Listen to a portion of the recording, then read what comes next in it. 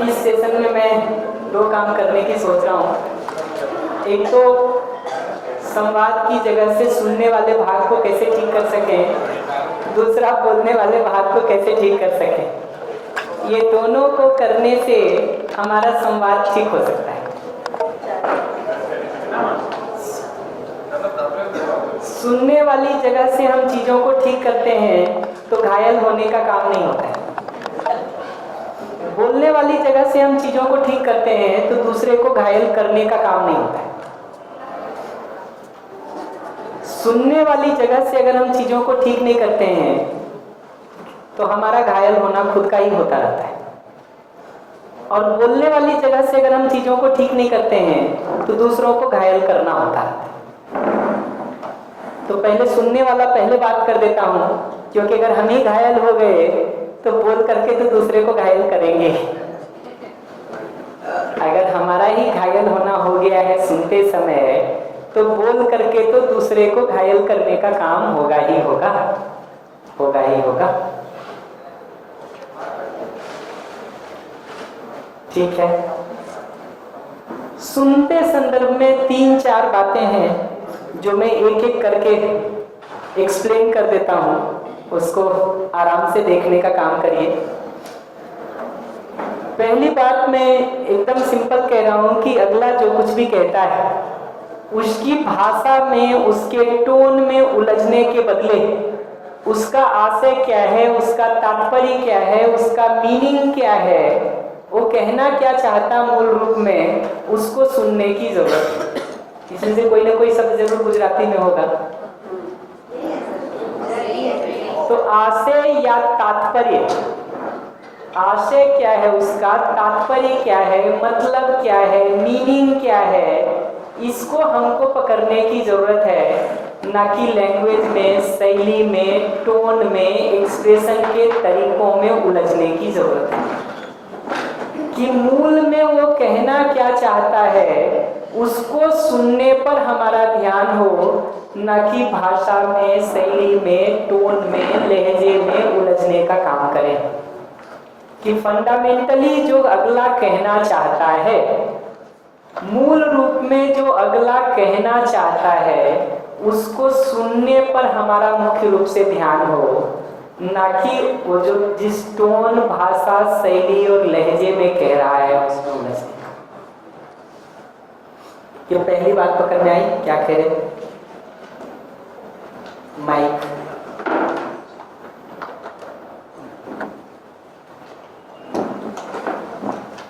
आप जो कह रहे हैं कि अगले की भाषा को सुनने के बदले उसके आशय को सुने, वो जो टोन है वो मत पकड़िए जी। तो कभी कभी ऐसा होता है कि टोन ही एक ऐसी चीज है कि क्या हम बताना चाहते हैं वो उसको प्रॉपर पता चले, है ना। कई बार वो टोन इतना ही, मतलब जब वो टोन यूज करते हैं, ये मामले में मैं पूछना ये चाहता हूँ, बता रहा हूँ कि टोन ही हमारा हथियार बन जाता है। वही कि हम कहना चाहते हैं लेकिन ये टोन यूज कर रहे हैं ना, तो वो जो अगला कुछ जो भी हो उसके बारे में जो हिडन चीज होगी तो वो प्रॉपर बताएगा। वो अगर टोन उसका ऐसा अलग अलग होगा और आप अभी जो बात कर रहे हैं वो खाली आशय पकड़ने की बात, ऐसा होता नहीं, बहुत मुश्किल बात है ये जो आप कर रहे हैं। आपने कह दिया कि मुश्किल है तो उपाय बता देता हूँ कैसे आसान होता है, फिर पहले अगले पॉइंट पर आ जाते हैं। धन्यवाद। कैसे आसान हो सकता है उसका एक लॉजिक दे देता हूँ। हम जो कुछ भी व्यवहार में करते हैं, बोलते हैं, करते हैं, उसके पीछे मेरा अपना विचार होता है। पीछे बात किया था ना कि इच्छा, विचार, आशा में जो हमारे अंदर चलता है वही बाहर व्यवहार में या भाषा के रूप में बाहर निकलता है। ठीक, इच्छा, विचार, आशा में जो है वो निर्भर करता है कि समझ में क्या है या मान्यता से क्या आ रहा है। इतना ही तो है। इसका मतलब आप जो कुछ भी बोलते हैं उससे हमको आपके भाव के बारे में पता चलता है, आपके विचार के बारे में पता चलता है, आपकी समझ या मान्यता के बारे में पता चलता है। मुझे अपने या दूसरे के बारे में कुछ भी नहीं पता चलता। मैं फिर से रिपीट कर देता हूँ। जीवन क्रियाओं को पीछे देखते समय, मैं की क्रियाओं को समझते समय हमने ये बात देखा था कि मैं जो कुछ भी बाहर व्यवहार में करता हूँ, पहले अंदर उसका निर्णय होता है। तो विचार में, इच्छा में जो चलता है वही फिर बाहर निकलता है। इच्छा में जो आया है वो हमने देखा था कि जांच परख करके या तो समझ से आता है या अनेक तरह की मान्यताओं से भी आ जाता है, ऐसा आता है। इसका मतलब आप जो कुछ भी बोलते हैं उससे मुझे आपके विचार की, आपके इच्छा की, आपके समझ या मान्यता की क्या स्थिति है उतने भर का पता चलता है।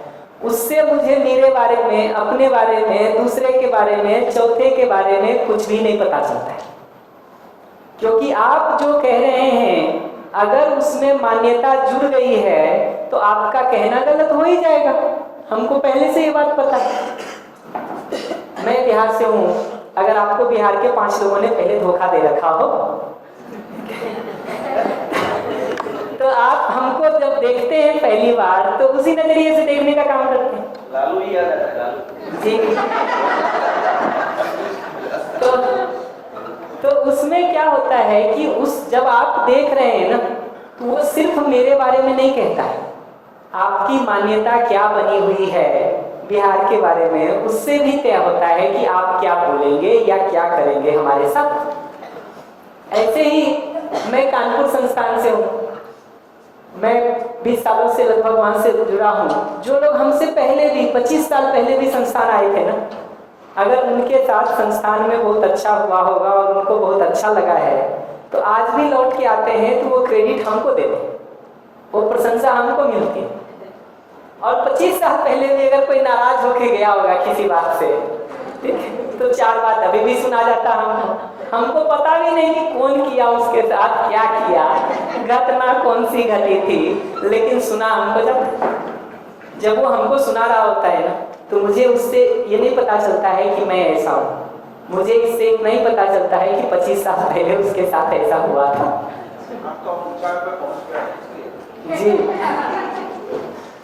तो कोई बात मैं ये कह रहा हूँ कि जब अगला मुंह खोलता है ना तो उससे अगले के बारे में पता चलता है। जब मैं मुंह खोलता हूँ तो उससे मेरे बारे में पता चलता है। हम गलती ये करते हैं कि अगला जो बोल रहा होता है ना हम उसको अपने ऊपर लेके सुनने का काम करते हैं। तुम हमको ऐसा कैसे बोल सकते हो, मैं तो ऐसा नहीं हूं। ये अपने ऊपर लेके अगर सुनने का काम करेंगे ना तो या तो डिफेंसिव होंगे या रिएक्टिव होंगे। डिफेंसिव होंगे तो बताना शुरू कर देंगे, मैं ऐसा, मैं ऐसा, मैं ऐसा, तुम ठीक नहीं देख रहे हो। अपना सारा सफाई देना शुरू कर देंगे और बहुत बार देखेंगे अगला का बोलने का वाक्य पूरा नहीं होता है, हम सफाई देना शुरू कर देते हैं। सुनते भी नहीं है उसको, सुनते भी नहीं, हम सफाई देना शुरू कर देते हैं। ये सफाई देने की जरूरत इतनी ज्यादा हमको इसलिए लगती है कि वो सारी बात हम अपने ऊपर लेके चोट की तरह सुन रहे होते हैं।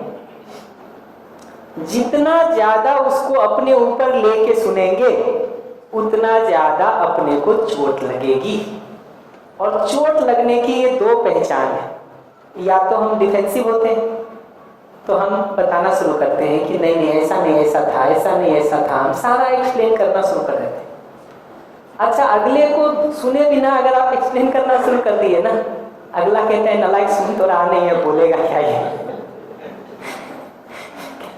वो ऐसा हो जाता है। या डिफेंसिव होने के बदले जब हम रिएक्टिव होते हैं कहते हैं छोड़ मेरी बात, पहले तू अपना तो कुछ कर बता, फिर उसका गिनाना शुरू कर देते हैं कि तुमने क्या क्या ठीक नहीं किया।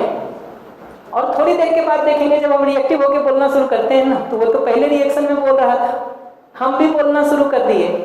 थोड़ी देर के बाद दोनों बोल रहे होते हैं, सुन कोई नहीं रहा था, सुन कोई नहीं रहा होता है, दोनों बोल रहे होते हैं। मैं हर बार कहता हूँ कि बोल तो इसीलिए रहे हैं ना कि अगले को सुनाई पड़ जाए। जब हमारा अपना गुस्सा आ जाता है और हम उबल जाते हैं ना, फिर सुन रहा हो दूसरा कि नहीं सुन रहा हो, बोलना हमारी अपनी जरूरत हो जाती है कि नहीं। हमको पता है कि कोई नहीं सुन रहा है, कभी-कभी सुन रहा है घर के बाहर चला जाए क्योंकि और क्या होता बाहर चला जाए, वो जब जाने लगता है ना तो उसको रोक के कहते हैं पहले सुन फिर जाना। ऐसे नहीं जा सकते हो तुम, जाने नहीं देंगे तुमको।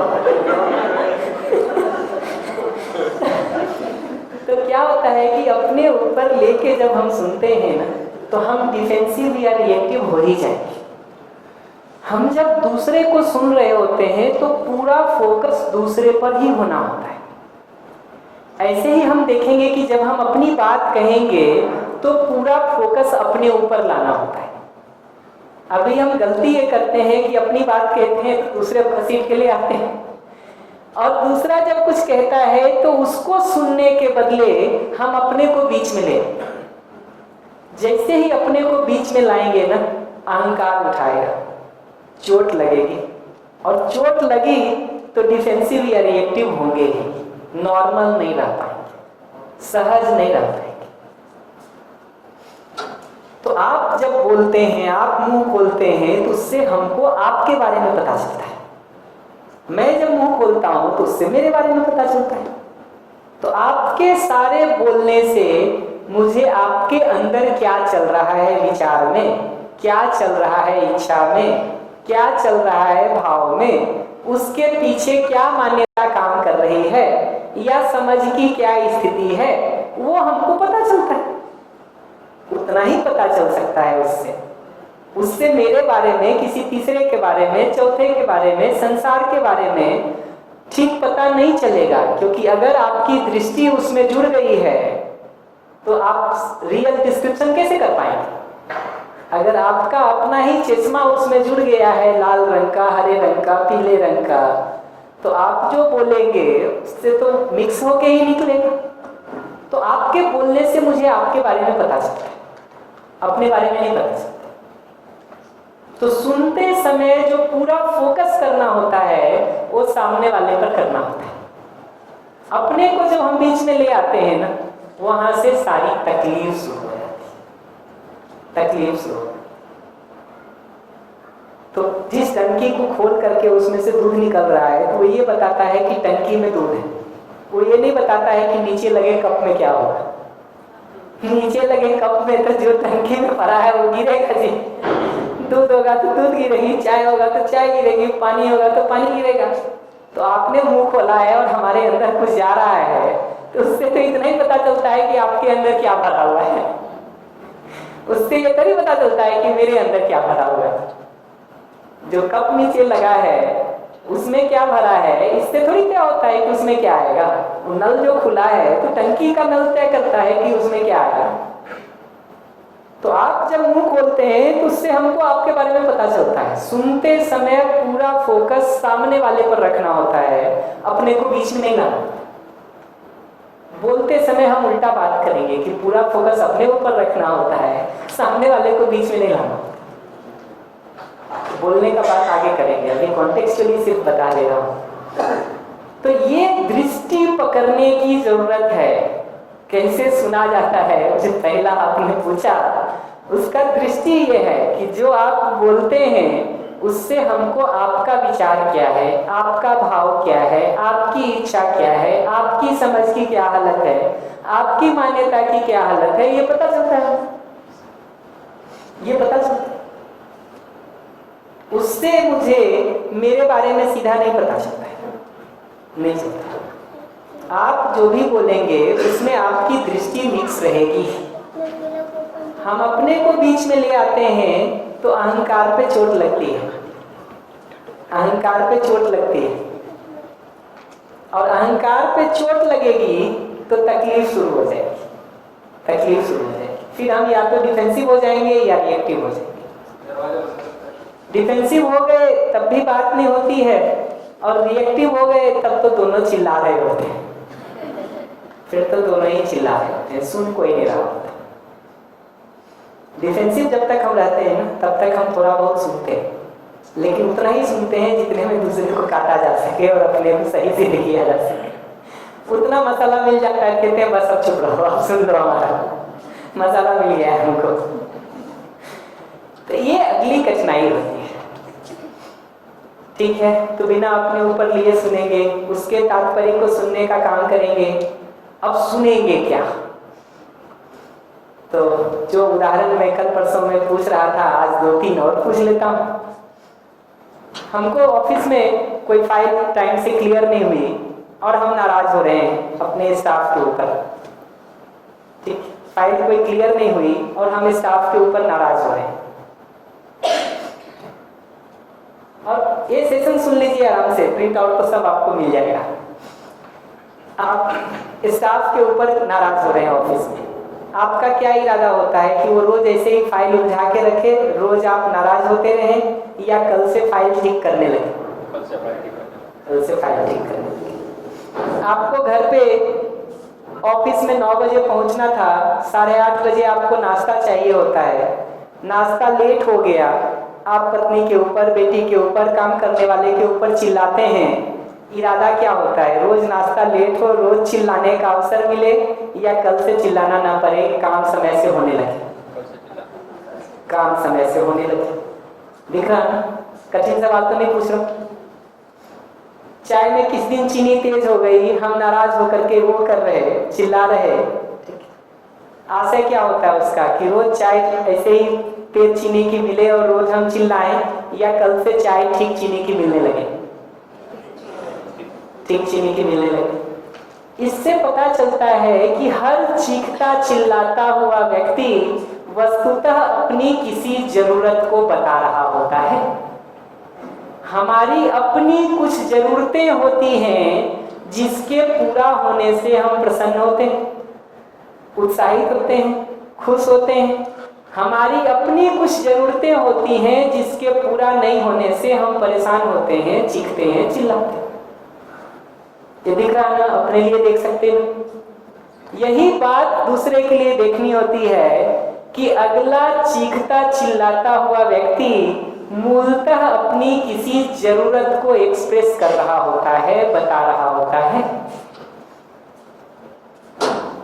तो हमको जो सुनना होता है उसमें वो उसके बाकी सारे कचरे को बाहर छोड़ करके सिर्फ उसकी जरूरत भर को सुनना होता है।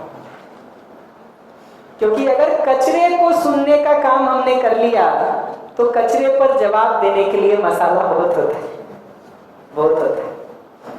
हमारे एक साथी कहते रहते कि उन्होंने घर जाके कहा देखो कि चाय आई होगी शाम को ऑफिस से लौट के, उन्होंने कहा दी टी इज टेस्टलेस, चाय में कोई स्वाद नहीं। तो उन्होंने कहा दी टी इज टेस्टलेस, चाय में स्वाद नहीं। वो बेसिकली पत्नी को सुनाए, मतलब जिस टोन में कह रहे होते हैं वो कह तो यही रहे होते हैं कि मैं दिन भर काम करके आया हूँ, तुम तो फालतू बैठे हुए हो, एक चाय भी ठीक से बना के नहीं दे सकते, ये कह रहे हो। ये सुन लिया ना पत्नी ने, तो उसने कहा कि yes so is our life this days. ठीक ही कह रहे हो, हमारी जिंदगी भी बेस्वाद हो गई है इन दिनों। अब चर्चा तो यहाँ के यहाँ रह गई, ये इतने नाराज हुए कि कप उठा के पटक दी। तो जिंदगी में जब हम वो कचरा सुनने का काम करते हैं ना, तो कचरे पर ही जवाब देने में रह जाते हैं। अगर वो कचरे को सुनने का काम हमने कर लिया तो जवाब कचरे पर देना शुरू करते हैं, फिर मूल मुद्दा जहां से वो बात शुरू हुई थी वो तो कहीं और छूट जाती है। कचरा मल्टीप्लाई होता चला जाता है। हर छोटी से छोटी चीज में आपको ये दिखेगा, एक बच्चा 1 घंटे से मोबाइल खेल रहा है, आप उसको जाके सिर्फ इतना कह दीजिए कि दिन भर मोबाइल खेलते रहते हो। अब वो मोबाइल खेलना तो बाद की बात है, वो पहले गिनाएगा कि दिन भर में क्या क्या काम किया है उसने, और लाइन से गिनाएगा एक, क्योंकि उसने कचरा सुन लिया कि दिन भर मैं मोबाइल खेलता हूँ, लाइन से गिनाने वाला है वो कि क्या क्या उसने किया है, क्या क्या उसने किया है। कचरे की भाषा में अगर हम पूरा कचरा सुनने का काम कर लेंगे और अंदर कचरा आ गया तो जवाब में कचरा ही निकलेगा। सामान्य से सामान्य मशीन को भी अच्छा रखने के लिए हम बढ़िया फिल्टर लगा के रखते हैं। घर साफ रहे हमारा, इसके लिए दरवाजे पर हमने जालियां लगा रखी कि मच्छर ना आए, कचरा ना आए। अपने मन को संतुलित रखने की जगह से ये फिल्टर होना जरूरी है कि अगले के बाकी सारे कचरे को बाहर छोड़ करके सिर्फ उसकी जरूरत कौन सी पूरी नहीं हो रही है उतने भर को ही सुनने का काम किया जाए।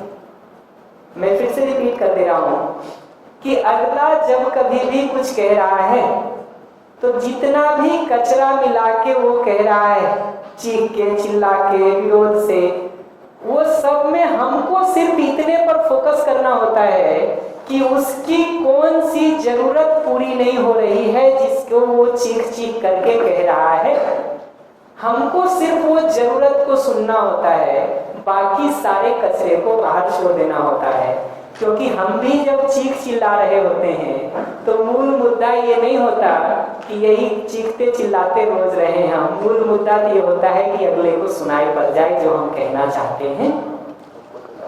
तो सुनने की जगह से इसी काम को उल्टा करना होता है कि अगला चीख चिल्ला के जो कुछ भी कह रहा है हमको उसमें से सिर्फ उसकी जरूरत भर को सुनने का काम करना।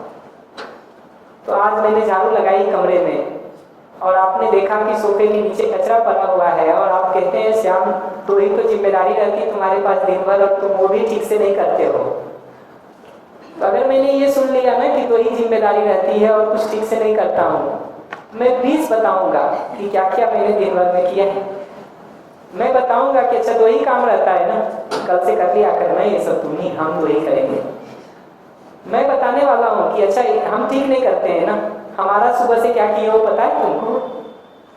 ये कचरा सुन लिए ना तो कचरे पर जवाब देने के लिए पर्याप्त मटेरियल है हमारे पास। सुनना क्या होता है? सुनना सिर्फ इतना होता है कि आप ये कह रहे हैं कि श्याम तुमने पूरे कमरे में तो ठीक झाड़ू लगाया है, ये सोफे के नीचे जो थोड़ा कचरा छोड़ दिया है ना इसको भी साफ कर देते तो हमको अच्छा लगता। कह तो आप इतना ही रहे हैं ना कि नहीं, इससे ज्यादा कुछ कह रहे हैं। जब आप हमको कह रहे हैं कि नालायक तुम तो काम भी ठीक से नहीं किए उस सोफे के नीचे कचरा देख करके, तो आप कह तो यही रहे ना कि श्याम पूरे कमरे में तो झाड़ू ठीक लगा है, ये कचरे के सोफे के नीचे से भी तुम कचरा निकाल देते तो हमको अच्छा लगता। यही क्यों नहीं सुने हम जो आप मूल में कहना चाहते हैं, उसी को क्यों नहीं सुने हम? अगर वो बाकी कचरा सुन लेंगे तो फिर उस पर तो सुपर 6 मारने हमको भी आता है, फिर तो बात कहीं की कहीं पहुंच ही जाती है। किसी भी क्रिया को सुनने का जो डिजाइन ये है ना, वो डिजाइन ये है कि बाकी सारे कचरे को बाहर छोड़ करके मूल में उसकी जरूरत कौन सी पूरी नहीं हो रही है उसी को सुनना होता है। तो अगर हमने चाय ठीक नहीं बनाई, आपको ठीक नहीं लगी, चीनी तेज लग रही और आप कह रहे हैं कि कुछ भी तुम ठीक से नहीं करते हो या बेस्वाद चाय है या तुम मन नहीं लगाते हो काम में, तो हमको इतना ही सुनाई देता है कि कल से चाय में थोड़ी कम चीनी डालोगे तो हमको पीने में अच्छा लगेगा। इतना ही तो कह रहे हैं आप चीख चिल्ला के, कि कुछ और कह रहे हैं? तो जब आप यही कह रहे हैं आपको बोलने नहीं आता है, ठीक है आपको बोलना तो चाहिए ठीक से, मैं भी मानता हूँ, लेकिन आपको बोलने नहीं आता है, हम सुनना तो ठीक कर सकते हैं। आपको बोलने की तमीज नहीं है, कोई बात नहीं, हम तो सुनने की तमीज डेवलप कर सकते हैं कि नहीं कर सकते? मैं हर बार कहता हूं कि अगर आप बोलना ठीक सीखेंगे ना, अगर आपने बोलना ठीक सीखा तो मैं सिर्फ आपके साथ अच्छा जी पाऊंगा। आपको बोलना अगर ठीक आता है तो मैं सिर्फ आपके साथ अच्छा जी पाऊंगा। लेकिन अगर मैंने सुनना ठीक सीख लिया ना तो संसार में 800 करोड़ लोगों में से किसी के भी साथ में ठीक सीख सकता कि नहीं? ये बात देखिए कि बोलना अगर आप ठीक सीखे हैं तो मैं सिर्फ आपके साथ ठीक जी पाऊंगा। पत्नी ने सीख लिया तो पत्नी के साथ ठीक जी लूंगा, पति ने सीख लिया तो पति के साथ जी लूंगा, घर में बेटा भी है, बेटी भी है, सास भी है, ससुर भी है, ऑफिस के लोग भी है, पड़ोसी भी है, रिश्तेदार भी है, बाकी जगह तो उलझते ही रहेंगे। लेकिन अगर मैंने सुनना सीख लिया है तो जिनके साथ रह रहे हैं उनके साथ भी, जिनके साथ पहली बार मिल रहे हैं उनके साथ भी, जिनके साथ कभी कभार मिलते हैं उनके साथ भी, सब जगह हम कचरे को बाहर छोड़ करके उस मूल जरूरत भर को ही सुनने का काम करते हैं। सुनने का काम मैं हर बार उदाहरण देता रहता हूँ। आइसक्रीम खाएंगे तो क्या ठीक है, उसका ऊपर वाला रैपर हटा के खाना कि सही खा लेना? हटा के खाना। रैपर सही खाएंगे तो मुंह में चुभेगा कि नहीं? और अगला जितना खराब रैपर बांध के दिया हो उतना ज्यादा चुभेगा ना। तो आइसक्रीम खाते समय तो रैपर हटा देते हैं। ये अगला कचरे के सही बोल रहा है तो उस रैपर को क्यों नहीं बाहर छोड़ दे, उसको क्यों अंदर लाने का काम करते हैं? और एक बार अंदर ले आए ना तो कठिनाई ये होती है कि फिर पूरे कमरे में झाड़ू मारना पड़ेगा। दरवाजे पे जाली लगा लिए तो बच जाएंगे आप, अंदर आ गया तब तो सफाई के नाम पर पूरे कमरे में झाड़ू मारना पड़ेगा जब कोशिश करेंगे तब भी। और हम तो करते ये हैं कि हमारे अंदर कचरा आता है ना तो हम तो पहले 2 टोकरी जाके दूसरे घर में डालते हैं, अपना सफाई तो बाद में करेंगे, पहले डालना है तुम्हारा भी।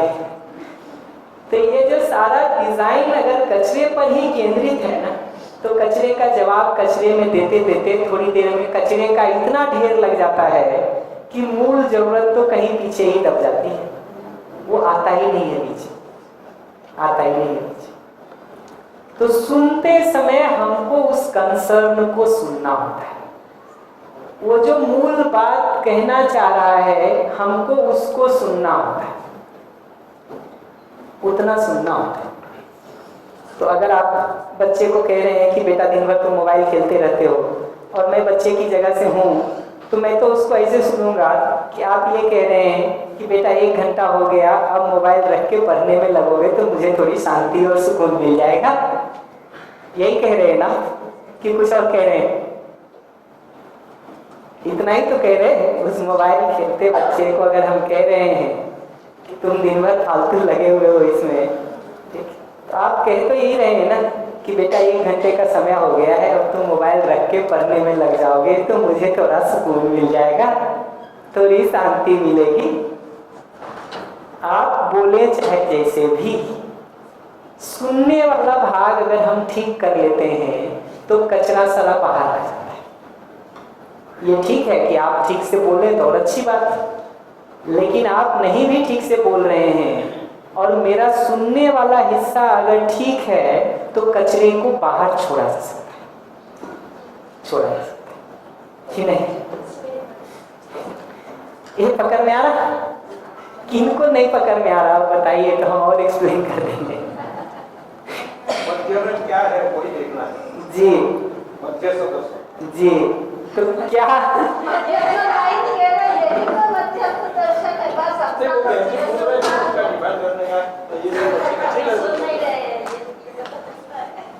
बढ़िया। आगे एक आध बात और बता देता हूँ कि इसी को ध्यान से देखेंगे ना तो सभी प्रकार का जो गुस्सा है, विरोध है, चीखना चिल्लाना है, ये बेसिकली गलत तरीके से किया गया रिक्वेस्ट। हम गुस्सा कर रहे हैं तो बेसिकली हम जोर से चिल्ला के कह रहे हैं कि प्लीज तुम कुछ और करो ना करो, इतना तो कर दिया करो हमारे लिए। सारा गुस्सा का मतलब तो इतना ही होता है ना कि और कोई मतलब। तो जितना गुस्सा हमको दिखाई देता ना वो हमको उतने जोर से प्लीज के रूप में सुनाई देता है।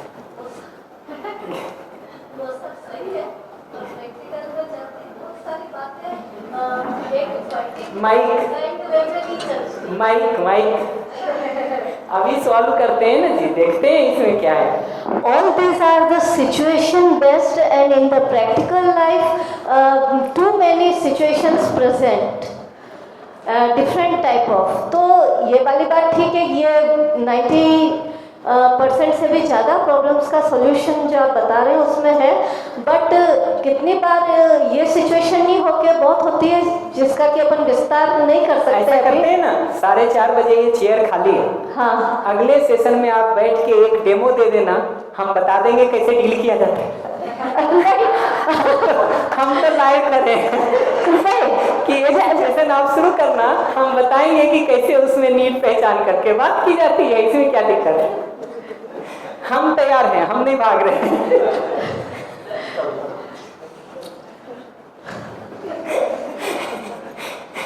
करके देखना चाहिए ना जी, इसमें क्या दिक्कत है।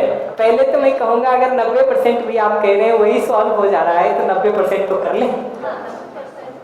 तो परफेक्टली फाइन, 90% तो कर लें, धीरे धीरे आपको दिखेगा कि बचे 10% के भी मास्टर स्ट्रोक्स हैं जी।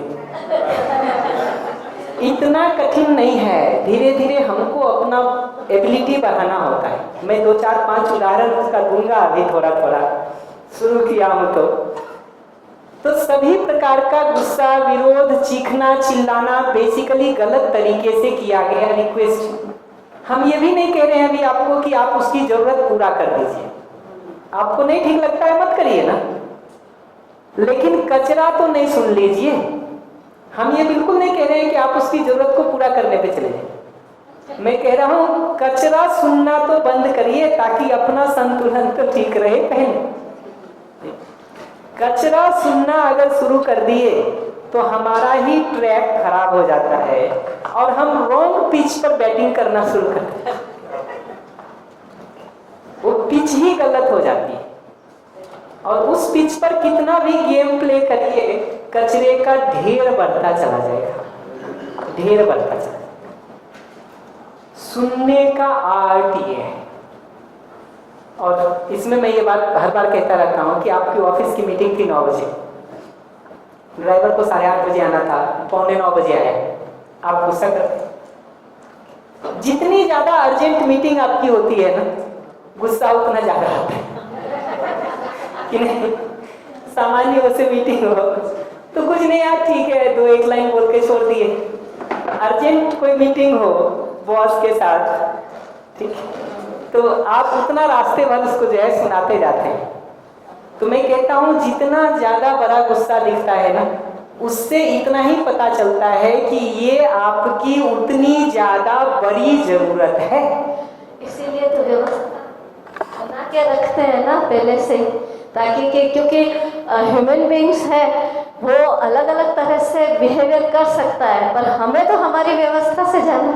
वही उसी का उपाय बता रहा हूं कि धीरे धीरे ये 2 पकड़ेंगे ना, कि अगर फोकस हमारा अगले को सुनने पर बना हुआ है तो हम पहली चीज ये करते हैं कि उसकी जरूरत सुनने का काम करते हैं। दूसरा ये कह रहा हूं कि अपनी लाइफ को देखेंगे तो दिखेगा कि हमारी जितनी ज्यादा बड़ी जरूरत होती है गुस्सा उतना ज्यादा आता है, जितनी छोटी जरूरत होती है उतना इग्नोर भी कर देते हैं या 2-4 लाइन बोल के छोड़ देते हैं। तो आप जितना ज्यादा कचरे, तो हम आपके कचरे पर फोकस नहीं करते हैं, नीड सुनते। अगर कचरा दिखाई दे भी दिया तो कचरे की टोकरी जितनी बड़ी दिखाई देती है उससे हमको एक ही बात सुनाई देती है कि ये आपकी उतनी ज्यादा बड़ी जरूरत है।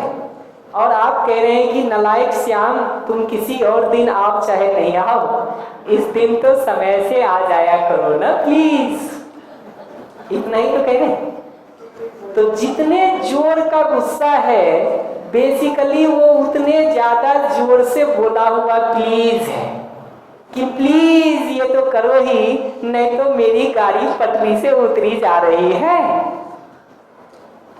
तो सुनने की जगह से जब अगला बोल रहा है तो हमको इतना ही पता चलता है कि ये उसकी उतनी ज्यादा बड़ी जरूरत है। तो अभी तक में हमने 4 बातें कही हैं।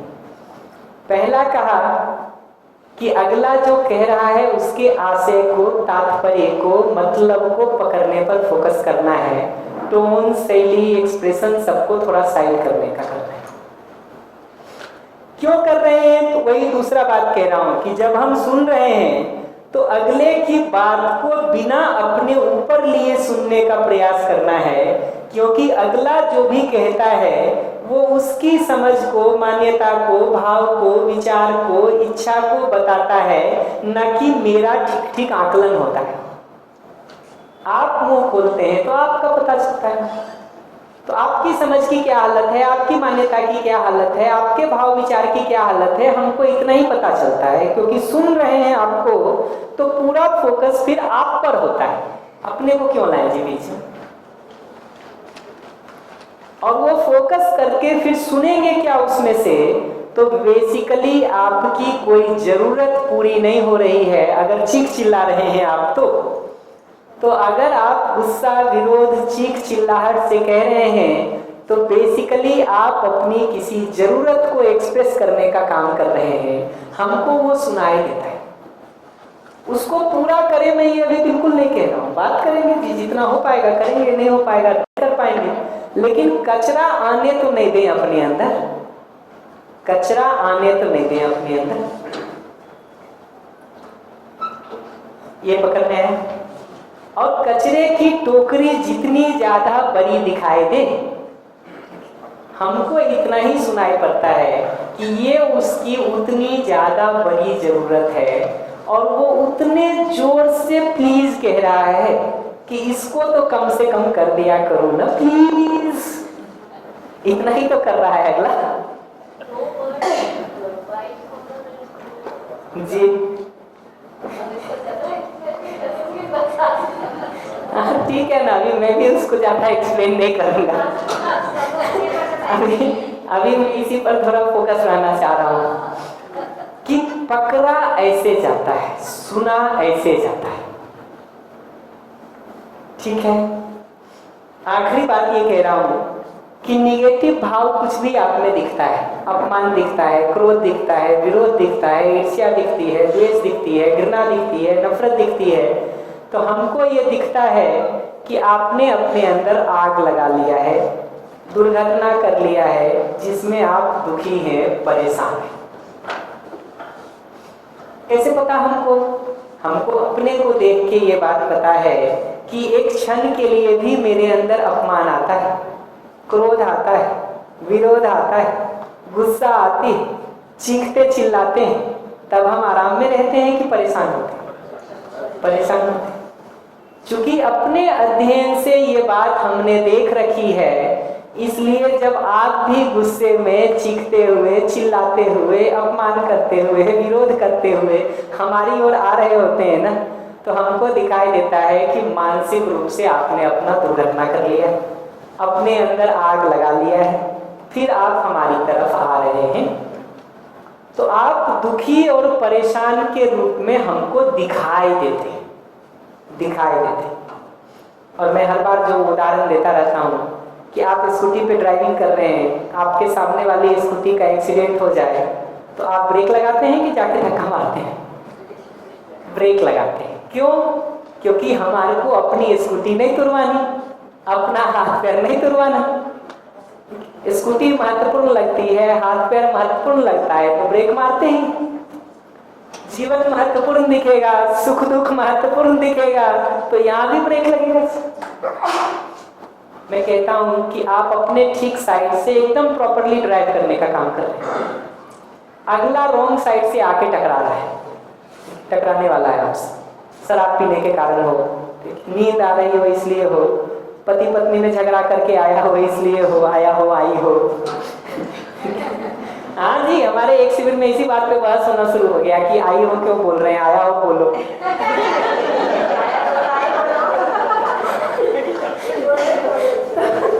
तो भाई दो में से कोई बोल लो, मेरे को कोई फर्क नहीं पड़ता। ठीक है, ठीक, इससे आ रहा हो, ठीक, कि हमको मारने के लिए ही आ रहा हो। हम सारे सिचुएशन में अपने को बचाने का कोशिश करते हैं कि हम कहते हैं नहीं मैं तो ठीक साइड में चला रहा हूँ, हटना है तो तुम हटो, नहीं तो मार लो धक्का।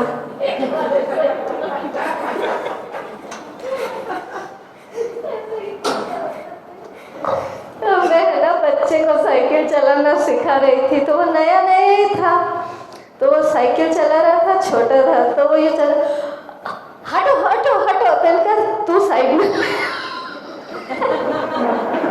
वो बात याद आ गई मुझे।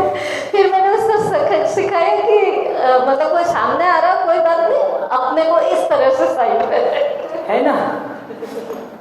सीखना वही होता है, और इनफैक्ट वो आप सीख पाएंगे ना तो अपनी जिंदगी का रास्ता निकाल लेंगे। नहीं तो क्या होता है कि पूरे रास्ते भर हम कोसते रहते हैं दूसरे को कि तुमको ये ठीक नहीं आता, तुमको ये ठीक नहीं आता, तुमको ये ठीक नहीं आता।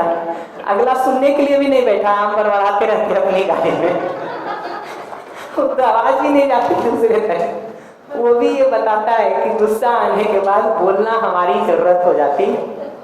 वो तो अगला है भी नहीं, वो तो अपना कार में गया, स्कूटी में गया, बाइक में गया, हम पूरा 15 मिनट तक रास्ते में बड़बड़ाते जाते हैं। तो ये दिखना जरूरी है कि जैसे दूसरा जब एक्सीडेंट होने के लिए आ रहा है, हम अपने को बचाने का काम करते हैं, क्योंकि अपना हाथ पैर नहीं तुड़वाना, अपनी गाड़ी नहीं तुड़वाना, अपना स्कूटी नहीं तुड़वाना। ऐसे ही जब जीवन महत्वपूर्ण दिखता है, जीवन का सुख महत्वपूर्ण दिखता है, और ये दिखता है कि अगले ने मानसिक दुर्घटना कर लिया है, अब वो आ रहा है हमारी तरफ, अपने शरीर में आग लगा के अब हमसे लिपटने आ रहा है, तो हम तय कर सकते हैं कि क्या करना चाहिए। ये दिखना जरूरी है,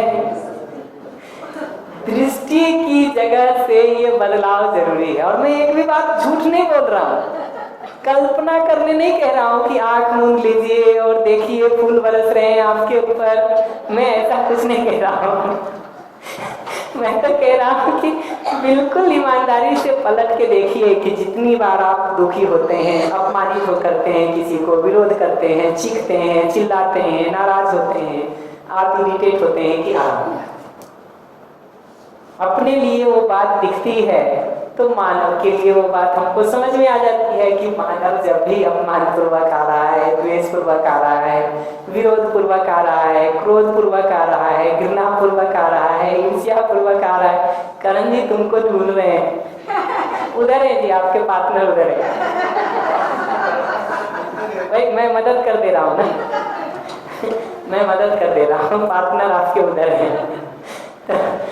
तो ये दिखता है कि जब भी आप अपमान से, क्रोध से, विरोध से, घृणा से, ईर्ष्या से हमारी तरफ आ रहे हैं ना, तो आपने अपने अंदर आग लगा लिया है, आप उसमें जल रहे हैं, ये हमको दिखाई देता है।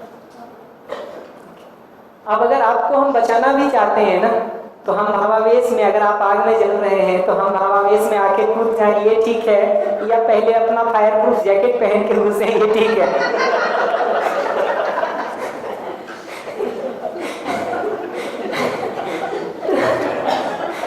तो अगर भावावेश में कूद गए ना तो वो भी जलेगा और हम भी जलेंगे। बहुत से लोग कहते हैं ना कि हमारे प्रॉब्लम थी, आप आए क्यों नहीं, तो उस केस में यही है कि मतलब आप है ना, सामने वाले को सेव करना इम्पोर्टेंट है ना, उस आग में कूदने की जरूरत है ना, अपनी बस सेव कर लिया, बात खत्म। या हम ये नहीं देखते हैं कि जो सुरक्षा का इंतजाम हमको करना था वो हम नहीं किए, बिना फायर प्रूफ जैकेट के 1000 डिग्री टेम्परेचर में कूद गए तो जलेंगे ही जी, वो तो पूरा।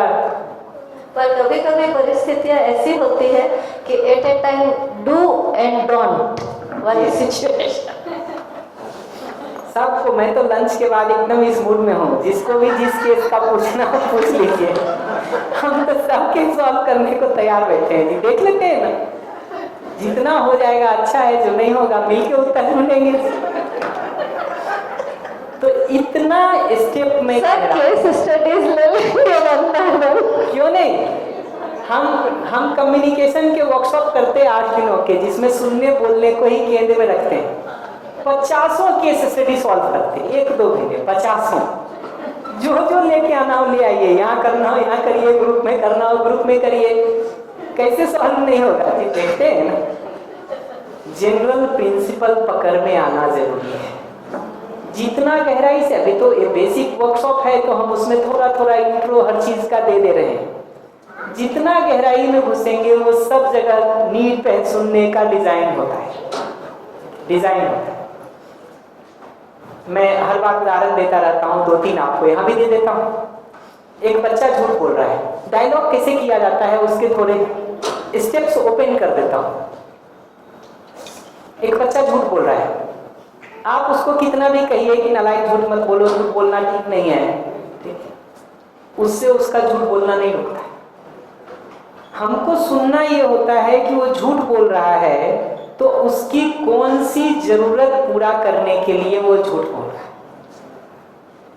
थोड़ा पीछे जाके देखेंगे तो दिखेगा कि वो अपने शरीर की सुरक्षा चाहता है। उसको लगता है कि अभी सच जानेंगे, पूरा होने के पहले हमारे गाल पे थप्पड़ लग जाएगा। तो शरीर की सुरक्षा चाहता है, इसलिए झूठ बोल रहा है। कि नहीं? ऐसे ही हो सकता है उसको लगता है कि सच जान लेंगे तो लोग मजाक उड़ाएंगे, उपहास करेंगे, नीचा दिखाएंगे, इसलिए झूठ बोलता है, छुपाता है। तीसरी भाषा में कहूं तो हो सकता है उसको ये लगता है कि सामने वाला इस बात को जान लेगा ना तो उसका व्यवहार मेरे साथ बदल जाएगा, और जितने अच्छे से अभी प्रस्तुत हो रहा है मेरे साथ आगे नहीं होगा, खराब करेगा। जी, वास्तविकता में तो ऐसा हो ही रहा है, तभी तो मैं भी कह रहा हूं। वो उन्हीं वास्तविकता को देख करके तो सीखा। तो ये जो हो रहा है ना, अब अगर आप चाहते हैं कि वो बच्चा सच बोले, वो बच्चा सच बोले, तो हमको ये एश्योरेंस देने की जरूरत है कि सच जानने के बाद भी उसको दंड, शारीरिक दंड देने का काम हम नहीं करेंगे। दो मिनट दीजिएगा, मैं पूरा करता हूं, फिर कमेंट लेंगे। शारीरिक सुरक्षा उसकी इंश्योर्ड रहेगी, सुनिश्चित रहेगी, ये आश्वस्ति जब उसको मिलेगी तो बोलने का हिम्मत करेगा।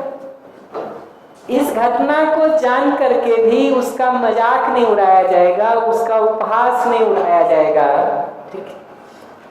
ये आश्वस्ति अगर उसको मिल पाएगी तो वो सच बोल पाएगा, नहीं छुपाएगा, झूठ नहीं बोलेगा। उसको अगर ये आश्वासन मिल पाए कि इस बात को जानने के बाद भी हमारा व्यवहार उसके साथ वही रहेगा, तो वो बोल पाएगा, नहीं तो नहीं बोलेगा। और दूध का जला छाछ फूक फूक के पीता है, तो जब वो बोलना भी सच शुरू करता है ना, तो पहले 2-1 लाइन बोल के देखता है कि आप सचमुच जो कह रहे हैं वो करेंगे कि नहीं करेंगे। अगर देखता है कि ठीक है, तो धीरे धीरे कुछ दिनों में वो पूरा सच बोलने की जगह पर आता है। एक दिन में फिर भी नहीं आएगा, और आप अगर बीच में नाराज हो गए तो वो वहीं रुक जाएगा, आगे फिर नहीं बढ़ेगा। हम IIT में थे, एक डॉक्यूमेंट्री चलती है, छोटा सा शॉर्ट था वो वीडियो का, जिसमें पिताजी कह रहे हैं बेटे को, आओ बेटा हम लोग दोस्त की तरह हैं, बात करते हैं। फिर वो कुछ बातें होनी शुरू हुई, फिर हुआ भाई नंबर कम क्यों आ रहे हैं, तो उसने बताना शुरू किया कुछ। पहले तो डरा, फिर कहा नहीं बताओ कोई बात नहीं। वो कुछ बताना शुरू किया, शराब पी रहे, कि ये कर रहे, कि वहाँ घूम रहे, कि ये चक्कर है, और दिखाता है धीरे धीरे कि वो तो बोलने में मगन हो गया। पिताजी इधर बेल्ट निकाल रहे हैं धीरे धीरे, और उसके बाद देना शुरू कर देते हैं ऊपर से उसको। तो इतना धोखा खाया हुआ बच्चा तो धीरे धीरे ही भरोसा कर पाएगा ना जी, कैसे करेगा? तो अगले की जरूरत को पहचान के जब डायलॉग को शुरू करेंगे ना, तो डायलॉग संभव है। और एज ए पेरेंट्स हमको ये सोचने की जरूरत है कि बच्चा गलती करे और छुपाए हमसे, झूठ बोले, ये ज्यादा ठीक है, या वो गलती करे और आके ठीक ठीक सच बताए हमको, ये ज्यादा ठीक है। ये 2 दुखों में ही एक दुख को चुनना हो तो कौन सा कम दुख है? सुख नहीं मिल रहा हो कोई बात नहीं, लेकिन ये 2 दुख ही चुनना हो तो कौन सा कम है?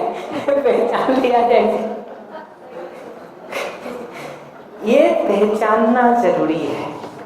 डायलॉग का डिजाइन ये है।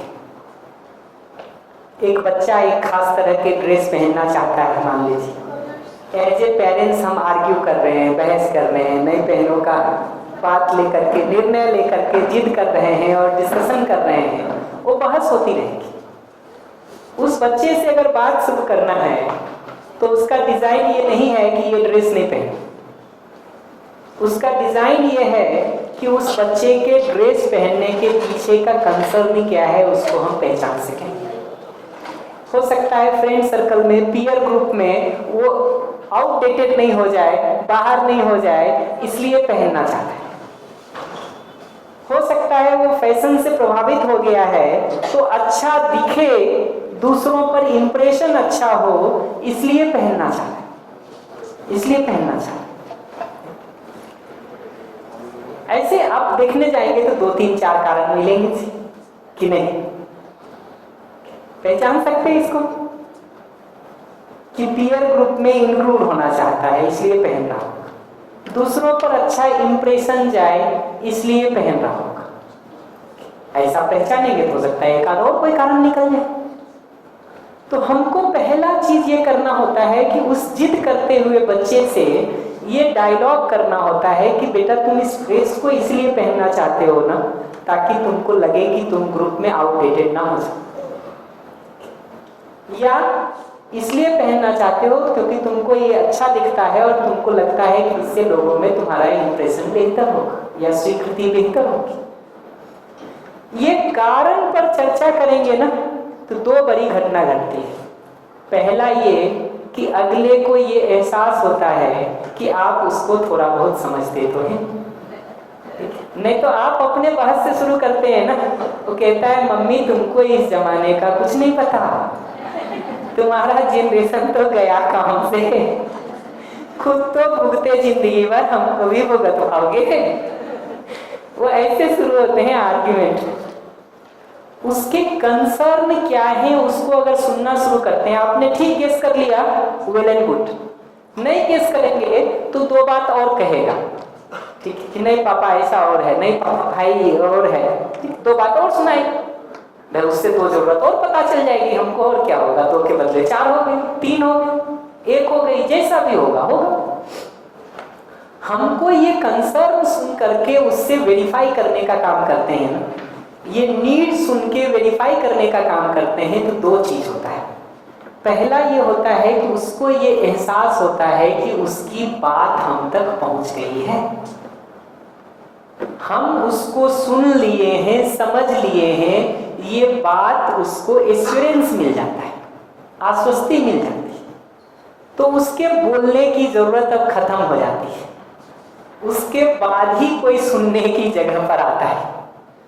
अगर उसी की बात नहीं सुनी गई है, उसको ऐसा लगता है तो हमारी बात सुनने के लिए वो तैयार ही नहीं होता है, तैयार ही नहीं होता है। ये पकड़ में आई बात कि करना क्या होता है उसको सुनते समय। फिर अपनी बात को जब कहना शुरू करते हैं ना, तो ये ड्रेस नहीं पहनो से अगर शुरू कर रहे हैं तब तो निर्णय पहले ही हो गया। अब बात क्या होगी, अब तो तलवारें निकलेंगी। बात करने का डिजाइन ये होता है कि आप अपने से भी थोड़ा रुक के पूछिए कि ये ड्रेस को पहनने से क्यों मना करना चाह रहे हैं आप, क्यों मना करना चाह रहे हैं। लौट के देखेंगे तो हो सकता है आपको उस बच्चे या बच्ची की सुरक्षा का कंसर्न हो, उसका शारीरिक सुरक्षा का कंसर्न हो, उसके साथ कुछ खराब ना हो जाए इस बात की चिंता हो, फिक्र हो सकता है समाज के बाकी लोग क्या कहेंगे इस रूप में आपका सम्मान समाज में बना रहे, ये कंसर्न है आपका। ऐसा ढूंढने जाएंगे तो दो चार और कुछ मिल जाएगा। मैं तो एक उदाहरण लेके प्लेस कर दे रहा हूं कि कंसर्न क्या है। तो चर्चा भी जो शुरू करनी होती है ना, जब उसकी बात हमने सुन ली, उसको दिख जाता है कि उसकी बात सुन ली गई है, तो अपनी बात को हमको एक प्रपोजल के फॉर्म में, प्रस्ताव के फॉर्म में नीड को बताना होता है कि बेटा हमको तुम्हारी शारीरिक सुरक्षा का कंसर्न होता है, तुम्हारे साथ कुछ भी गलत नहीं हो इस बात की हमको चिंता होती है, चिंता होती है। सच्चाई भी तो यही है ना।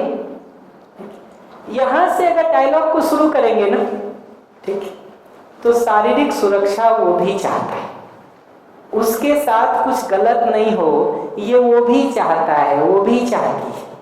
हम सेम प्लेटफॉर्म पर आ सकते हैं। हमारे सम्मान को लेकर के हमको कंसर्न होता है, इस बात को प्लेस करेंगे ना तो परिवार का सम्मान अगला भी चाहता है कि नहीं जी, चाहते नहीं चाहते, पूछ लेते हैं, बच्चे में तुम ही दिख रहे हो, वेरीफाई कर लेना जरूरी है। ये कंसर्न को प्लेस करना होता है। एक बार उसके कंसर्न को हमने सुन लिया, अपने कंसर्न को प्लेस कर दिया, तो दो सिंपल सवाल पूछना होता है। पहला ये कि बेटा मेरा ये कंसर्न ठीक है कि नहीं। पहला सवाल ये पूछने की जरूरत होती है कि बेटा मेरा ये कंसर्न ठीक है कि, अगर ठीक है तो दूसरा सवाल एकदम सिंपल पूछना होता है कि तुम्हारी जो जरूरतें हैं वो और हमारी जो ज़रूरतें हैं वो दोनों को ध्यान में रख करके पूरा करने का क्या उपाय हो सकता है, इस पर हम मिलके सोच सकते हैं क्या?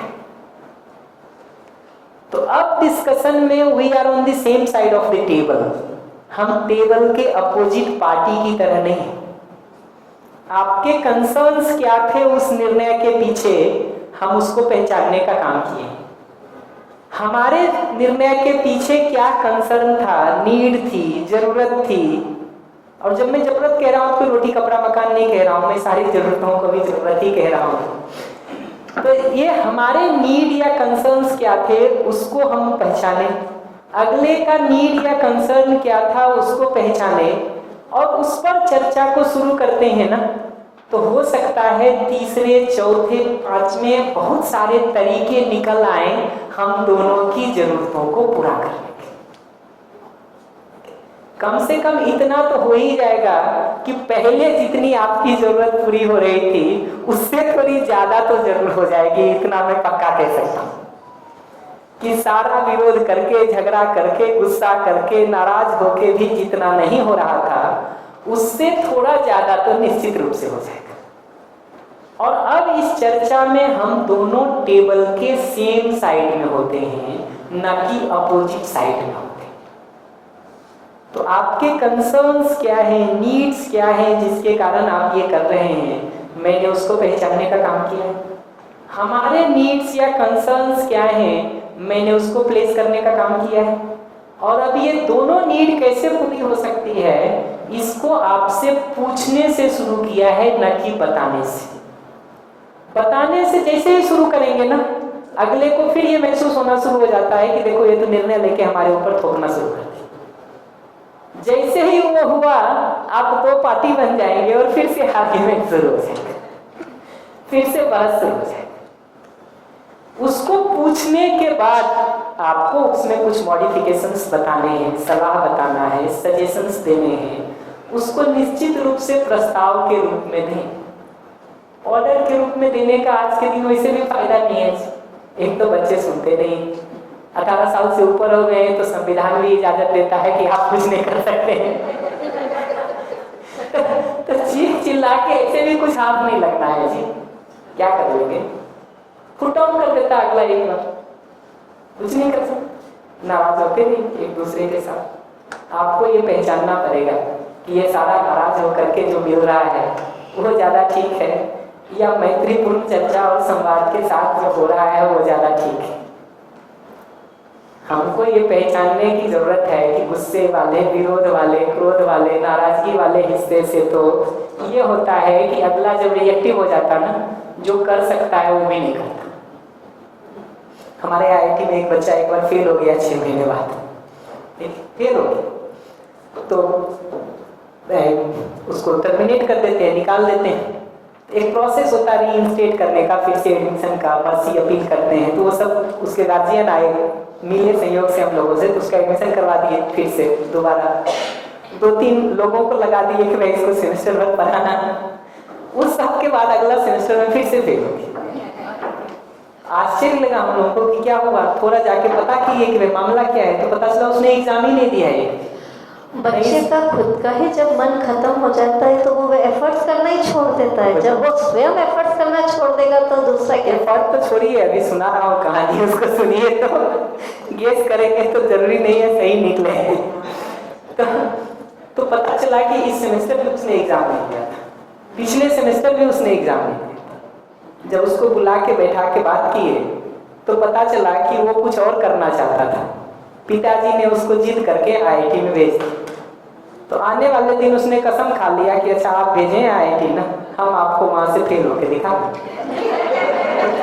और नहीं किया उसने, नहीं किया। वो साल भर बाद वापस घर गया, लखनऊ का लड़का था वहीं, वो घर गया वापस और अपना जो भी आगे किया होगा वो तो बात आगे मेरी टच नहीं रहा मेरा। लेकिन ये समझ में आता है कि अगर एक बार रिएक्शन में कोई आ जाता है ना, तो जो कर सकता है वो भी नहीं करता है। घर में बहुत बार जब हम एक दूसरे से नाराज हो जाते हैं ना, तो हर छोटी से छोटी बात को मुद्दा बनाते रहते हैं और जो कर भी सकते हैं एक दूसरे के लिए वो करना भी बंद कर देते हैं। बहुत बार आप देखेंगे बच्चों के साथ, पति पत्नी में गुस्से से, विरोध से, नाराजगी से, जबरदस्ती दबाव डाल के जब हम मनवाना शुरू करते हैं ना, मनवाना तो दूर की बात है, संवाद ही बंद हो जाता है, संवाद ही बंद हो जाता है। और संवाद बंद होने की पहचान ये है कि जब हम इस दरवाजे से घुसते हैं तो वो दूसरे से निकल जाता है। उसके बंद होने की पहचान ये है कि अगला तभी हमारे पास आता है जब हम बुलाते हैं, नहीं तो आता नहीं है, सोचता है दूर रहो यही ठीक है। आता भी है तो 90 तुले शब्दों में जितना बोलना होता है उतना ही बोलता है। अगर ये स्थिति हो रही है ना तो संवाद ब्लॉक हो गया है हमारा। और वो संवाद ब्लॉक होने का कारण यही है कि कहीं ना कहीं हम दबाव देने का काम कर रहे हैं। दबाव की विधि से मनवाने का काम करेंगे ना तो काम तो 1-2 बार हो जाए तो हो जाए, नहीं तो वो भी नहीं होता और आगे वो दूरी बढ़ती चली जाती है। फिर हर छोटी से छोटी चीज में बात भी नहीं हो पाती, बात भी नहीं हो पाती है, गैप्स बढ़ते चले जाते हैं। तो चर्चा करने का डिजाइन ये होता है, डिजाइन ये होता है। और निर्णय का खूंटा नहीं गाड़ के रखना होता है। अगर एज ए पेरेंट हमारी जो बच्चे की सुरक्षा की जरूरत है वो पूरी हो जा रही है, अगर हमारी जो कंसर्न है समाज में सम्मान की या सोशल प्रेशर की वो मैनेजेबल ढंग से पूरा हो जा रहा है, तो हमको भी क्या तकलीफ है, हम भी क्यों खूंटा गाड़ के वहीं रखना चाहते हैं। दोनों तरफ से ये बात लागू होती है। मैं बच्चे की जगह से भी यही बात कहूँगा, पेरेंट्स की जगह से भी यही बात कहूँगा, पति की जगह से भी यही बात कहूँगा, पत्नी की जगह से भी यही बात कहूँगा। डिजाइन ये होता है चर्चा का और सुनने का। अगर खूंटा ही हम पहले से गाड़ दिए हैं तो चर्चा कुछ नहीं होगी, फिर क्या होगा, फिर तो अगला अपना खूंटा गाड़ता है या तो, नहीं तो आपका उखाड़ के हाथ में दे देता है, ये लो। तो चर्चा का कोर प्रिंसिपल ये है कि अपनी जरूरत और अगले की जरूरत दोनों को पहचान करके उसको पूरा होने के उपाय पर सोचना। And now we are on the same side of the table. हम टेबल के एक साइड में हैं, ना कि अपोजिट साइड। मैं एक बात के लिए यहाँ रुक रहा हूँ, आगे कुछ भी कहने की। कोई भी इतने पर कोई प्रश्न हो तो एक बार हमको बताइए कि सुनना समझ में आया कि नहीं, कि कैसे होता है, और चर्चा शुरू करनी हो तो कहाँ से की जाती है। हमको पहले दूसरे को सुनना होता है। अगर दूसरे को सुने बिना बोलने से शुरू किए हैं, चर्चा ही नहीं होगी। उसको सुना, उसके कंसर्न को पकड़ने का काम किया तो उसको दिखता है कि उसकी बात हम तक पहुंच गई है, उसको दिखता है कि जो वो कहना चाह रहा है हम तक आ गया है, हम समझते उसको। दूसरा बेनिफिट ये भी होता है कि उसका ध्यान जब उसकी जरूरतों पर जाता है ना तो उसको भी ये पता चलता है कि मूल मुद्दा तो ये जरूरतें हैं। मूल मुद्दा ये नहीं है कि ये कपड़ा पहन ले, कि ऐसा ये कर। हम लोग जब इंजीनियरिंग कॉलेज के बच्चों का वो करते हैं ना, कई बार काउंसलिंग, किसी का आईआईटी में नहीं होता, किसी मेडिकल कॉलेज में नहीं होता, फ्रस्ट्रेशन में सालों साल घूमता रहता। थोड़े किसी वैसे कॉलेज में आप जाइए ना जहाँ आईआईटी में नहीं होने वाले बच्चे सेकेंड वाले एडमिशन लेते हैं, पूरा सेमेस्टर से साल भर का माहौल वहाँ का पूरा फ्रस्ट्रेशन का दिखेगा। अगर एक बार उन बच्चों से इस बात पर चर्चा हो पाती ना कि आईआईटी जाना जो स्ट्रेटजी था, जो तरीका था, उसके पीछे जरूरत क्या है, तो दिखता है कि शायद पैसा ठीक ठाक हमको मिल जाए ये जरूरत, शायद सम्मान या पहचान इंश्योर हो जाए ये जरूरत, शायद जिंदगी आगे की निश्चिंतता से गुजर सके ये जरूरत। जरूरत तो ये है ना, ये जरूरत आईआईटी में दिखती तो आईआईटी में जाता है, मेडिकल में दिखती तो मेडिकल में जाता है, आईआईटी में दिखने के बाद पता चलता है कि एमबीए ज़्यादा ठीक है तो वहाँ जाता है, सिविल सर्विसेज ज़्यादा ठीक है तो वहाँ जाता है। ये उपाय खुद भी बदल लेता है, खुद भी बदल लेता है, क्योंकि मूल कंसर्न तो उसका वहाँ है। जब उससे चर्चा करके हम उसका ध्यान उन मूल कंसर्न्स पर ला पाते हैं ना, और आ जाता है जब ध्यान, तो एक सिंपल सवाल पूछना होता है कि ये जो कंसर्न है तुम्हारा सुविधा की जरूरत को पूरा होने का, समाज में सम्मान का या जिंदगी को निश्चिंत जीने का, इसके और क्या क्या उपाय हो सकते हैं? क्या हम इसको साथ मिलकर सोच सकते हैं? क्या समाज को देख करके, बाकी जगहों को पता करके और उपाय ढूंढे जा सकते हैं? इस पर्सपेक्टिव से आप देखना शुरू करेंगे ना, तो आपको दिखेगा कि बहुत सारे नॉन IITian दिखेंगे जो IITian की तुलना में बहुत पैसा कमा के बैठे। जी एक मिनट। बहुत सारे नॉन IITian दिखेंगे जिनका सम्मान और पहचान IITian से ज्यादा है। तो कोर बात में इतना कह रहा हूं कि जो बात समझ में आए जरूर लगे, लेकिन उपाय भर में ही हम स्ट्रेटजी में फंस जाते हैं ना, नीड के बदले स्ट्रेटजी में फंस जाते हैं, मूल जरूरत के बदले जो तरीका हमने खूंटा गाड़ लिया उसी में फंस जाते हैं, तो बहस और विवाद के अलावा कुछ नहीं निकलता। तो दूसरे का ध्यान हम उसकी स्ट्रेटजी से हटा के, तरीकों से हटा के नीड पे ला पाते हैं। अपने ध्यान को भी अपने स्ट्रेटजी को छोड़ के नीड पे ले जाते हैं। फिर ये नीड हम दोनों की कैसे पूरी हो सकती है, उसको पूरा करने के उपाय को हम साथ मिलकर के पूछने से शुरू करते हैं, न कि बताने से। और अगले का सुनने के साथ फिर जब आप कुछ बताते हैं जो उससे बेहतर है, अगला स्वीकारता ही है, स्वीकारते हैं। लेकिन अगर उसको सोचने का अवसर नहीं मिला है ना, तो आप चाहे जो भी बताइए वो उसमें 2 गोला लगा देगा। यहाँ ये ठीक नहीं, यहाँ ये ठीक नहीं, इसमें तो ये नहीं होगा, इसमें तो ये नहीं होगा। अगर उसने अपने को एग्जॉस्ट कर लिया है कि भाई इतना ही दिख रहा है उसको, तब आप कुछ बताते हैं और वो उसको बेहतर लगता है ना, तो वो ज़्यादा जिम्मेदारी से, ज़्यादा ध्यान दे के सुनता है। सॉरी प्लीज, आप प्लीज कंटिन्यू करिए। मैंने सोचा फ्लो में एक बार पूरा कर लूं। Thank you. जो हम एजुकेशन के लिए जो एक सीन बना हुआ है, उसका मुख्य कारण ये है कि बहुत केस के अंदर आजकल बहुत पढ़ लिख करके जो स्टूडेंट तैयार हो रहे हैं, तो अब किस तरह से क्रीम को निकाला जाए, एक तो ये, दूसरा ये कि अब सभी को तो ना इंजीनियर बना सकते हैं, ना सभी को है ना जो उस प्रोफेशनल कोर्स में कोई एडमिशन दे सकता है ना, जबकि कि योग्यता उनमें बहुत ज़्यादा होती है। फिर भी इस तरह के बैरियर्स अब बना दिए गए हैं कि पहले ये पास करो फिर आपको ये मिलेगा, फिर ये पास करो तो ये मिलेगा, जबकि कि वो चीज़ योग्यता तो वो बहुत पहले ही अचीव हो गई उसको, और वो काम कर लेगा तो वो वैसे ही अर्न कर लेगा।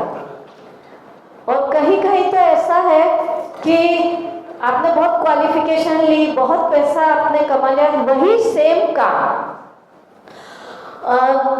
जो बिजनेसमैन होता है उसको पता है, या जो खुद इंजीनियरिंग करके निकला लेकिन उसने बिजनेस स्टार्ट कर दिया, तो वो आने वाले उन कैंडिडेट्स को रखता है जो पेमेंट कम ले गए, लेकिन काम के लिए वो ट्रेंड कर देता है उनको, भले ही उनको ना तो IIT आती हो ना इंजीनियर हो, उसको उनसे क्या मतलब, उनको कम पेमेंट में काम करने वाला।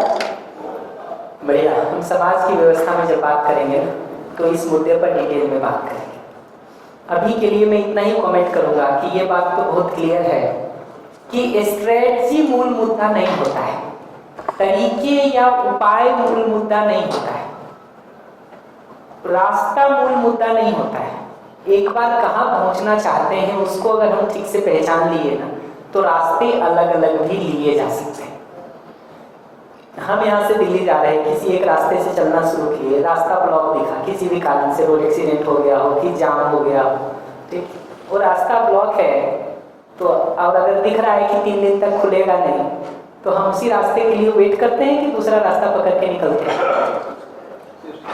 हमेशा रास्ते होते हैं ना।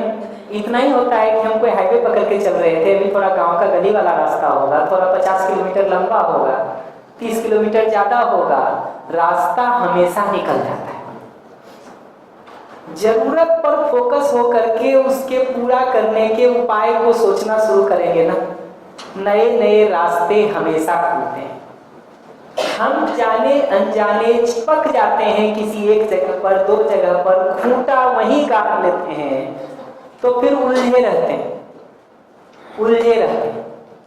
हमको 9 बजे जाना है ऑफिस, 8:30 बजे हमको टिफिन नहीं मिला, हम चीखते चिल्लाते रहते हैं। हमको लगता है कि समस्या का कारण पत्नी है, या पति जो बेटी है, या जो काम करने वाला है, या जो पति है जो इसको भी खाना बना के देना हो, हमको लगता है वही समस्या का कारण। जब तक लगता है कि वो समस्या का कारण है ना, उस पर चीखते चिल्लाते रहते हैं, और कैसे उसको सुधारें इस पर हमारा सारा ध्यान रहता है। सारा ध्यान उस पर जो है, उसको चीखने चिल्लाने पर रहता है और उसको सुधारने पर रहता है। जैसे ही हमारा ध्यान इस बात पर जाता है ना कि मूल मुद्दा पत्नी नहीं है, पति नहीं है, वो बच्चा नहीं है, वो काम करने वाला नहीं है, मूल मुद्दा यह है कि 8:30 बजे हमको टिफिन मिले ताकि 9 बजे हम ऑफिस पहुंच जाए। मूल मुद्दा तो ये है। इस पर ध्यान जाता है ना, तो लौट करके 8:30 बजे टिफिन मिल जाए, इसके लिए क्या उपाय हो सकते हैं, उसको सोचने में हमारा विचार लगता है। नहीं तो सारा विचार लगता है दूसरे को कोसने में। कोसना जानते, गुजराती में कहते, दूसरे को कोसने में सारा विचार लगता है। उसको नालायक और बेकार सिद्ध करने में, उसको सबक सिखाने में, उसको पनिशमेंट देने में सारा ध्यान जाता है। और होता है तो अपना एहसान गिनाना शुरू करते हैं, तो 20 गिना डालते हैं। ये सब कुछ भी कर लीजिए, निष्कर्ष नहीं निकलता, विचार उलझे रहते हैं।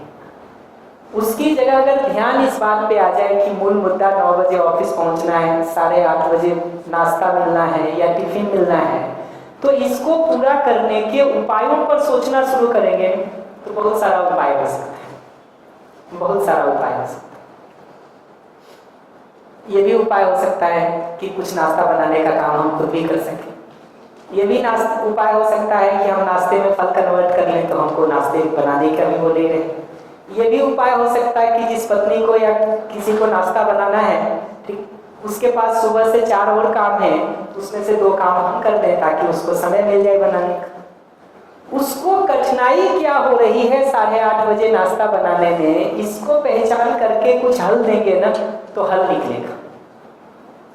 तो या तो हम अल्टरनेटिव सोच सकते हैं, या उसको क्या कठिनाई हो रही है बनाने में, उसको पहचान करके वहां कुछ सपोर्ट दे पाएंगे तो चीजें हल हो जाएंगी।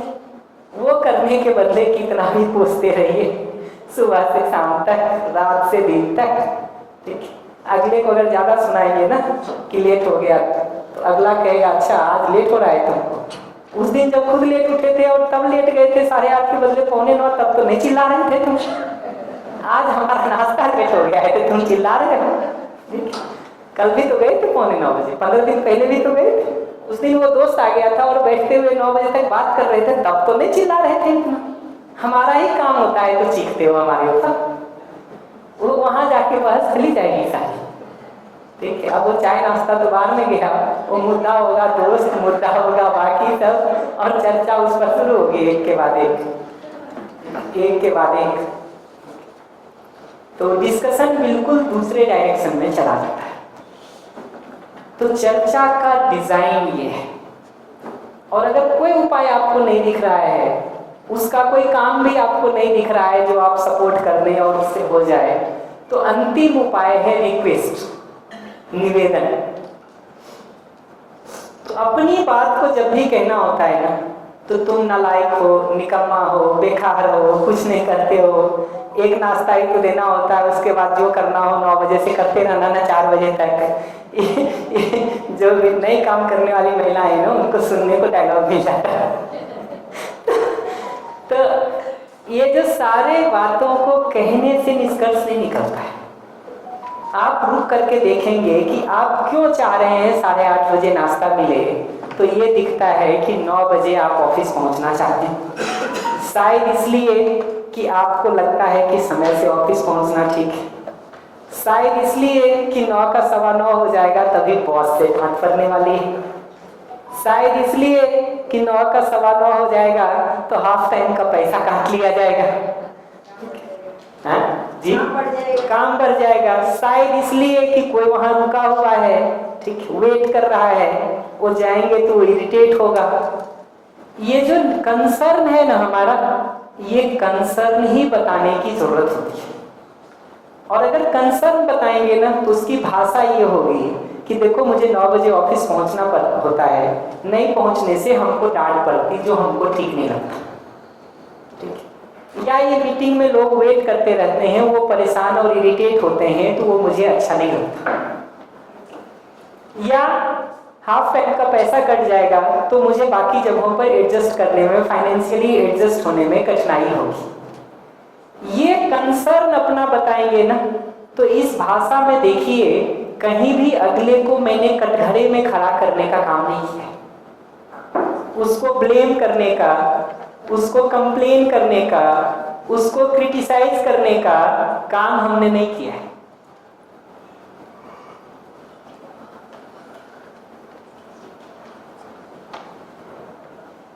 नहीं, स्लाइड नहीं है वो वाली हमारे पास, ठीक। आता हूं, बाकी स्लाइड्स पर तभी आऊंगा मैं एक एक करके, जो ढूंढ रहा था वो नहीं है। तो अभी ज्यादातर समय ना हम दूसरे को ब्लेम करने से, कंप्लेन करने से, क्रिटिसाइज करने से, जज करने से, इवेलुएट करने से, नालायक, निकम्मा और बेकार बताने से शुरू करते हैं। जितना ज्यादा जोर से हम ये बताते हैं और हम सोचते हैं कि लौट के अगला फूलों का हार लेके आएगा हमको पहनाने के, हम सोचते हैं कि ये काम जो उसने नहीं किया है अभी, अगली बार इतना उत्साहित होके करेगा। हमको ये पकड़ना जरूरी है कि जितना हम ब्लेम से, कंप्लेन से, क्रिटिसिज्म से, जजमेंट से दूसरे को कहने का काम करते हैं, दूसरा उतना हमसे जुड़ाव महसूस करता है कि दूरी महसूस करता है? दूरी महसूस करता है। ये दूरी होना शुरू हो गया ना, ठीक, तो अब तो जो हो रहा था वो भी नहीं होगा। अगर वो दूरी महसूस होना शुरू हो गया तो अब तो जो हो रहा था वो भी नहीं होगा। कम्युनिकेशन के प्रिंसिपल में हम कहते हैं करेक्शन के पहले कनेक्शन जरूरी है। डेटा ट्रांसफर करना हो ना एक से दूसरे में कुछ, ठीक, पहले पेयर अप करना पड़ता है दोनों मोबाइल को। पेयर अप किए बिना इधर से कितना भी डेटा भेजने का काम करिए, उधर कुछ रिसीव नहीं होगा। हम क्या करते हैं, वो पेयर अप हुए बिना वो कनेक्शन के बदले, वो कनेक्शन जो थोड़ा बहुत है उसको और तोड़ देते हैं और दूरी कर देते हैं, और फिर ये उम्मीद करते हैं कि कुछ डेटा ट्रांसफर हो जाए, कुछ बात सुन ली जाए, कुछ अगला कर ले। वो कुछ भी नहीं होने वाला जी। हम चाहते तो हैं कि अगला लौट करके हमारा ध्यान रखे, तरीका ऐसा होता है जो अगले को और घायल करता है और दूर करता है।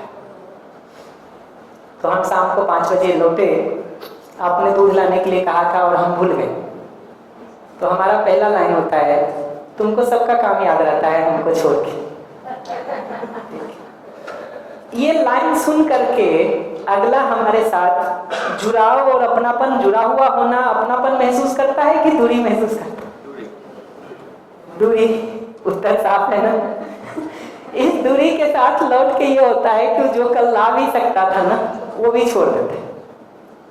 पत्नी सास का बीच का झगड़ा चल रहा हो ना तो डायलॉग ये होता है, पत्नी कहेगी अभी माँ कही होती तो कर देती, ठीक, हमारा तो कोई वैल्यू नहीं।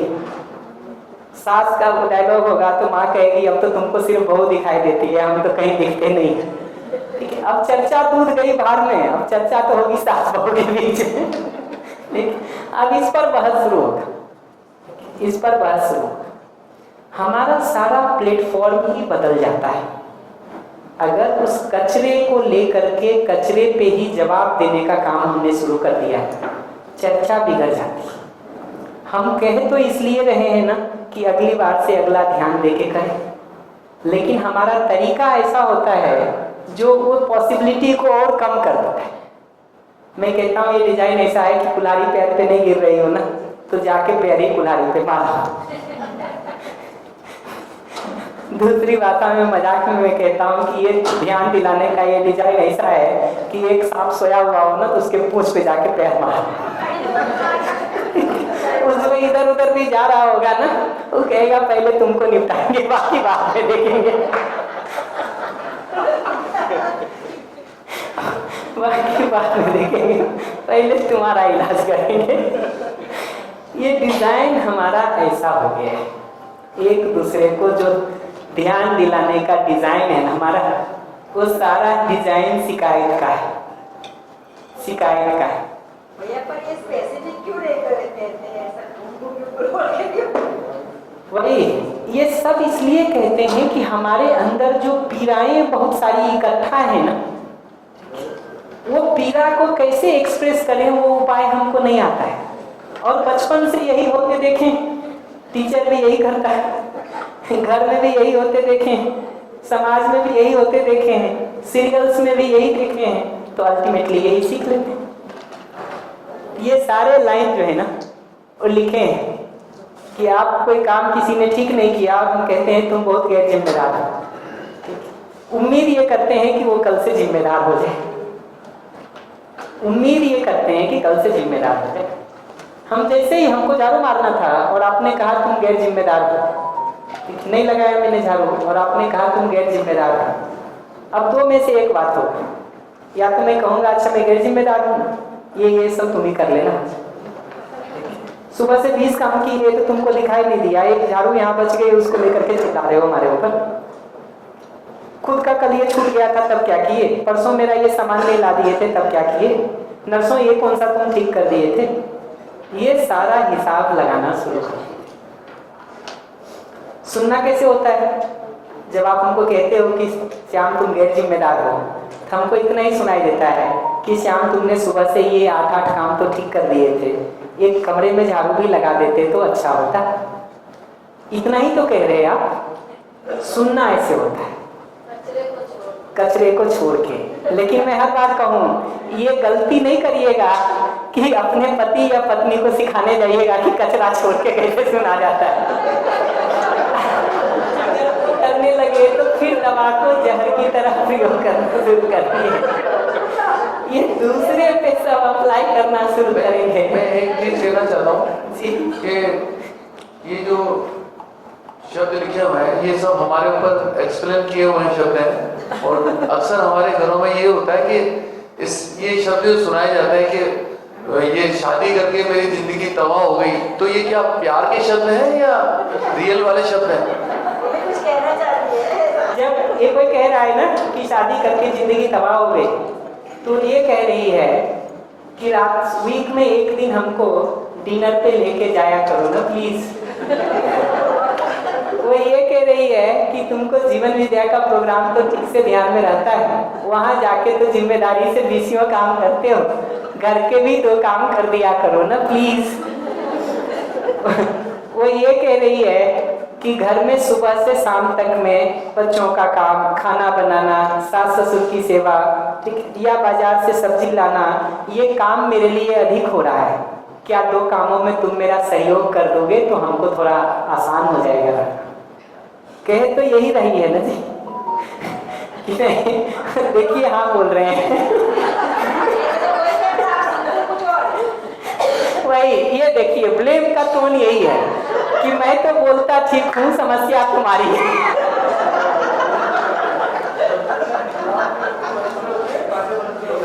गुलाब के फूल बरस रहे होते हैं शब्दों में या कांटे बरस रहे होते हैं, ये देखने का नजरिया। वही ऐसा अगर कचरा सुन लेंगे ना कि अगले ने कहा कि तुमसे, अब शादी वाला उदाहरण लिया आपने कि तुमसे शादी करके गलती हो गई, अगर ये कचरा सहित सुन लिया ना तो अगला कहेगा हमारी जिंदगी में कोई बहुत अच्छी नहीं हो गई है, चिंता नहीं करो, चिंता नहीं करो, हमारी जिंदगी में कुछ अच्छी नहीं हुई है।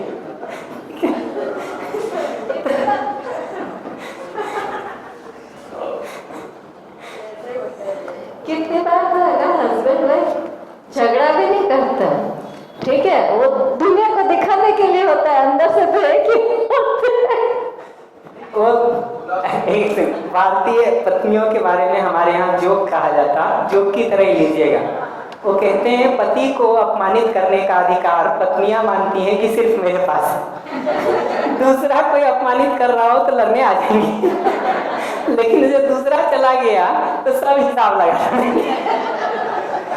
मुझे ऐसा लगता है कि एक सेकंड थोड़ा बारीकी से देखिएगा ना, मुद्दा क्या है उसमें।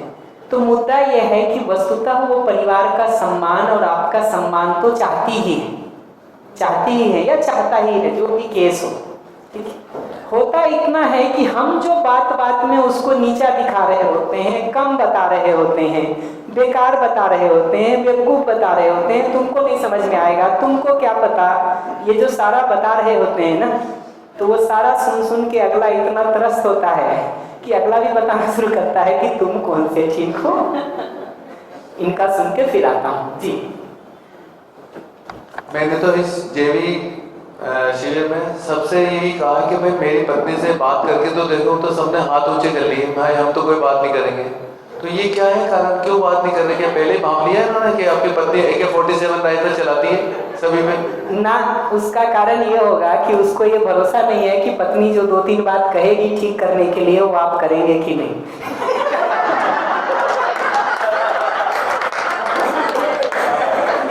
एक कमेंट मैं करूं? जी बताइए, और माइक यहाँ दे दीजिएगा उनको। जी कहिए।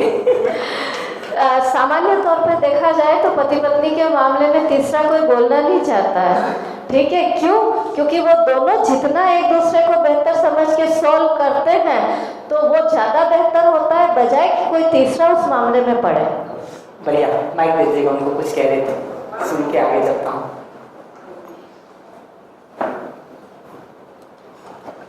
अभी आपने वो भारतीय पत्नी की बारे में आपने कुछ बोला। हाँ, पहले बता दिया था कि जोक कर रहा हूँ। हाँ, कि प्लीज। तो अभी मैं भी जोक कर लूँ। हाँ श्योर, मोस्ट वेलकम। वो पहले किस्से में वो बोलते हैं कि डांटने का जो अधिकार है वो सिर्फ मेरा है, और अगर कोई दूसरा डांटता है तो वो एक हो जाती है। लेकिन बात अभी के समाज में इतना बढ़ गई है, अगर कोई दूसरा जो डांट रहा होता है तो वो उसको और डांट रहे कि देखो ये सही बोल रहा है।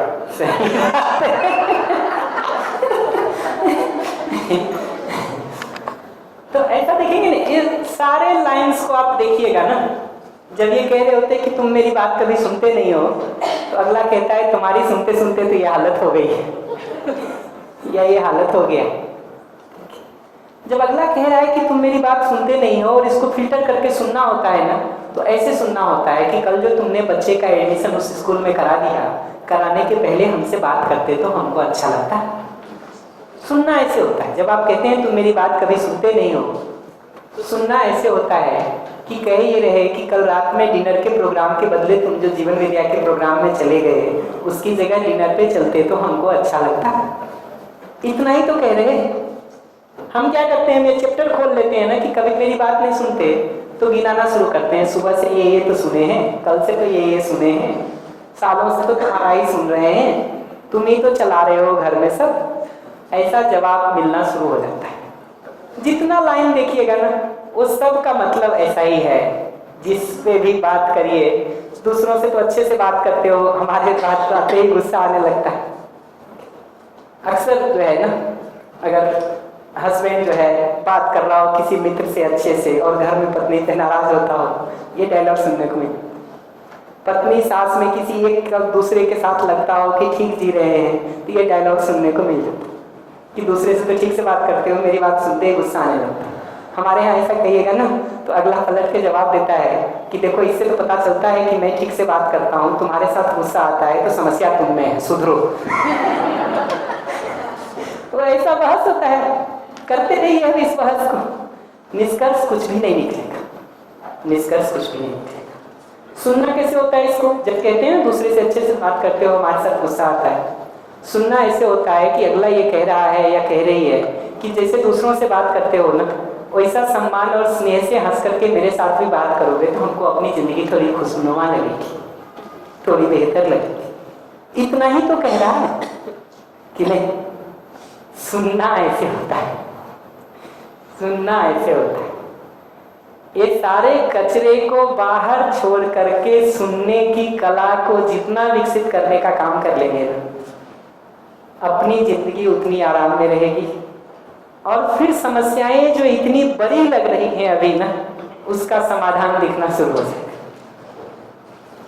सुनने की जगह से वो कचरा बाहर छोड़ दें, और बोलने की जगह से ब्लेम, कंप्लेन, क्रिटिसिज्म, जजमेंट को छोड़ करके हमारी कौन सी जरूरत पूरी नहीं हो रही है उसको बताने के काम को करें। हमारा कंसर्न क्या है, हमारा नीड क्या है, वो बताने के काम को हम शुरू करें।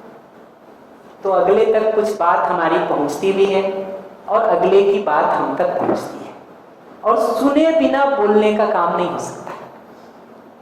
अगले को जब तक ये लगता नहीं है कि उसको सुना गया है, वो सुनने की जगह पर ही नहीं है। और जब अगला सुनने की जगह पे नहीं है तो सारा सुनाना हवा में है, हवा में।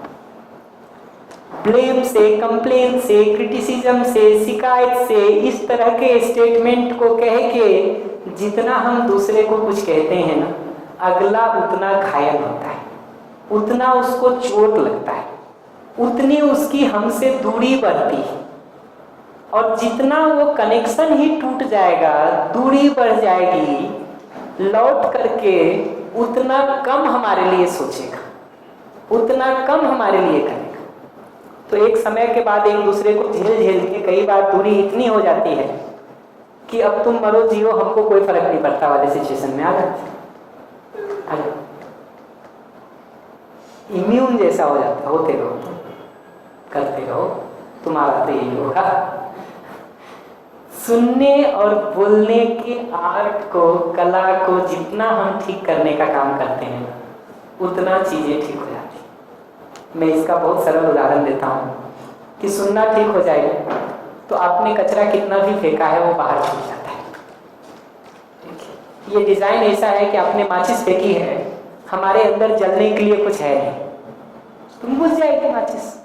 पानी है तो और जल्दी बुझ जाएगा, जलने के लिए कुछ नहीं है तो पक्का है कि बुझ जाएगा माचिस, कुछ नहीं होगा। जलने के लिए जो मटेरियल हम बहुत सारा रख रखे हैं ना, फिर तो एक माचिस भर की देर होती है, वो ब्लास्ट होना शुरू हो जाता है। वो ब्लास्ट सिर्फ हमको लगता है सिर्फ इसलिए हो रहा है कि अगले ने माचिस फेंक दिया। हम ये नहीं देख पाते हैं कि ब्लास्ट इसलिए भी हो रहा है कि हमने बारूद और गैस सिलेंडर अंदर भर के रखा है, और अपने हाथ में तो वो बारूद और गैस सिलेंडर हटाना है। फिर हम जहां भी जाएं हम निश्चिंत रह सकते हैं। अगर संसार के 800 करोड़ लोगों के हाथ से माचिस छीन ना हो तो मैं आखिरी आदमी होऊंगा जिसकी जिंदगी में सुकून आएगा, कि नहीं? ऐसे ही ये सुनना समझ में आए, ऐसे ही जो बोलने की कला है ना, वो ऐसी है कि हमने अगर ब्लेम, कंप्लेन, क्रिटिसिज्म, जजमेंट को करना छोड़ दिया ना, तो अगला कितना भी बारूद रख के भरा है उसको माचिस नहीं मिलती है इग्नाइट होने के लिए, जलने के लिए।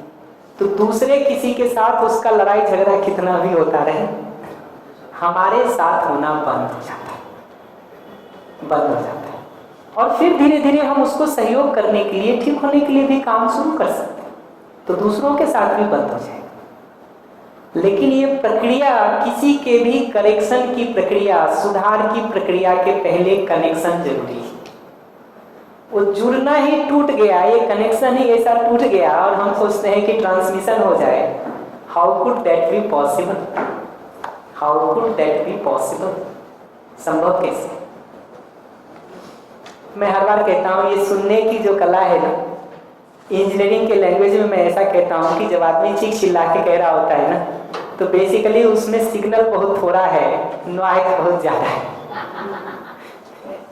सिग्नल बहुत ज्यादा थोड़ा है नीड के रूप में, जरूरत के रूप में, नॉइज बहुत ज्यादा है, इको प्रॉब्लम है। हमको अपना फिल्टर उतना अच्छा करना होता है जो सारे नॉइज को बाहर छोड़ करके सिग्नल भर को अंदर आने दे, कि सारा नॉइज बाहर छूट जाए, सिग्नल भर अंदर आए। और बोलने की जगह से हम ये फिल्टर यूज करते हैं कि कचरा थोड़ा भी ना जाए, नॉइज थोड़ा भी ना जाए। पूरा का पूरा सिग्नल जाएगा तो इग्नाइट होने की जगह ही नहीं मिलती है। आप कभी भी देखिएगा, जिसको आप घर में गुस्सेल से गुस्सेल भी कहते हैं, नालायक से नालायक भी कहते हैं, बेकार से बेकार भी कहते हैं, आपको दिखेगा कि बोलते समय हम कोई ना कोई माचिस देते हैं जिसके बाद वो आग लगती है। उसके बाद वो आग लगती। तो हमारे बोलने में अगर वो प्रिसाइजनेस आ जाए तो दूसरे को आग नहीं लगती, और सुनने में प्रिसाइजनेस आ जाए तो हमको कभी आग नहीं लगती। तो मुद्दा ये नहीं है, ये जो बोलने और सुनने की कला पर मैं बात कर रहा हूँ, इसमें मुद्दा ये ढूंढना नहीं है कि गलत कौन है सही कौन। भाई आप चीख के बोल रहे हो तो गलत ही कह रहे हो, आप हम पे झूठा आरोप लगा रहे हो तो गलत ही कर रहे हो, नहीं ही करना चाहिए।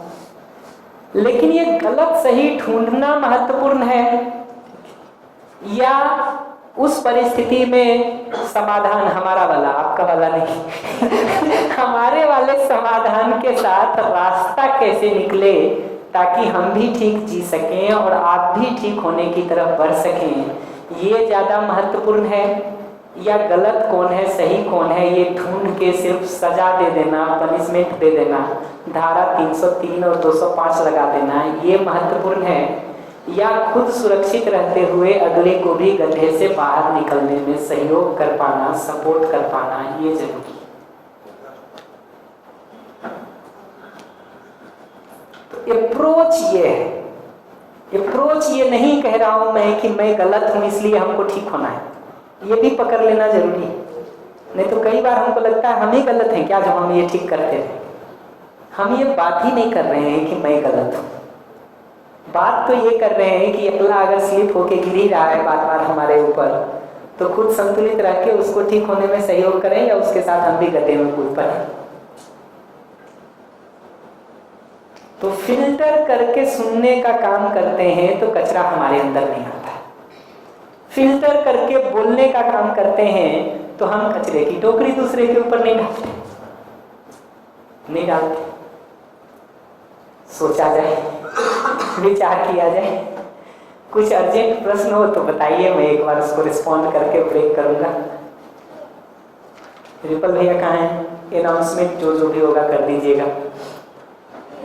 हाँ, कोई प्रश्न हो तो बताइए, कुछ कठिन लग रहा हो तो बताइए।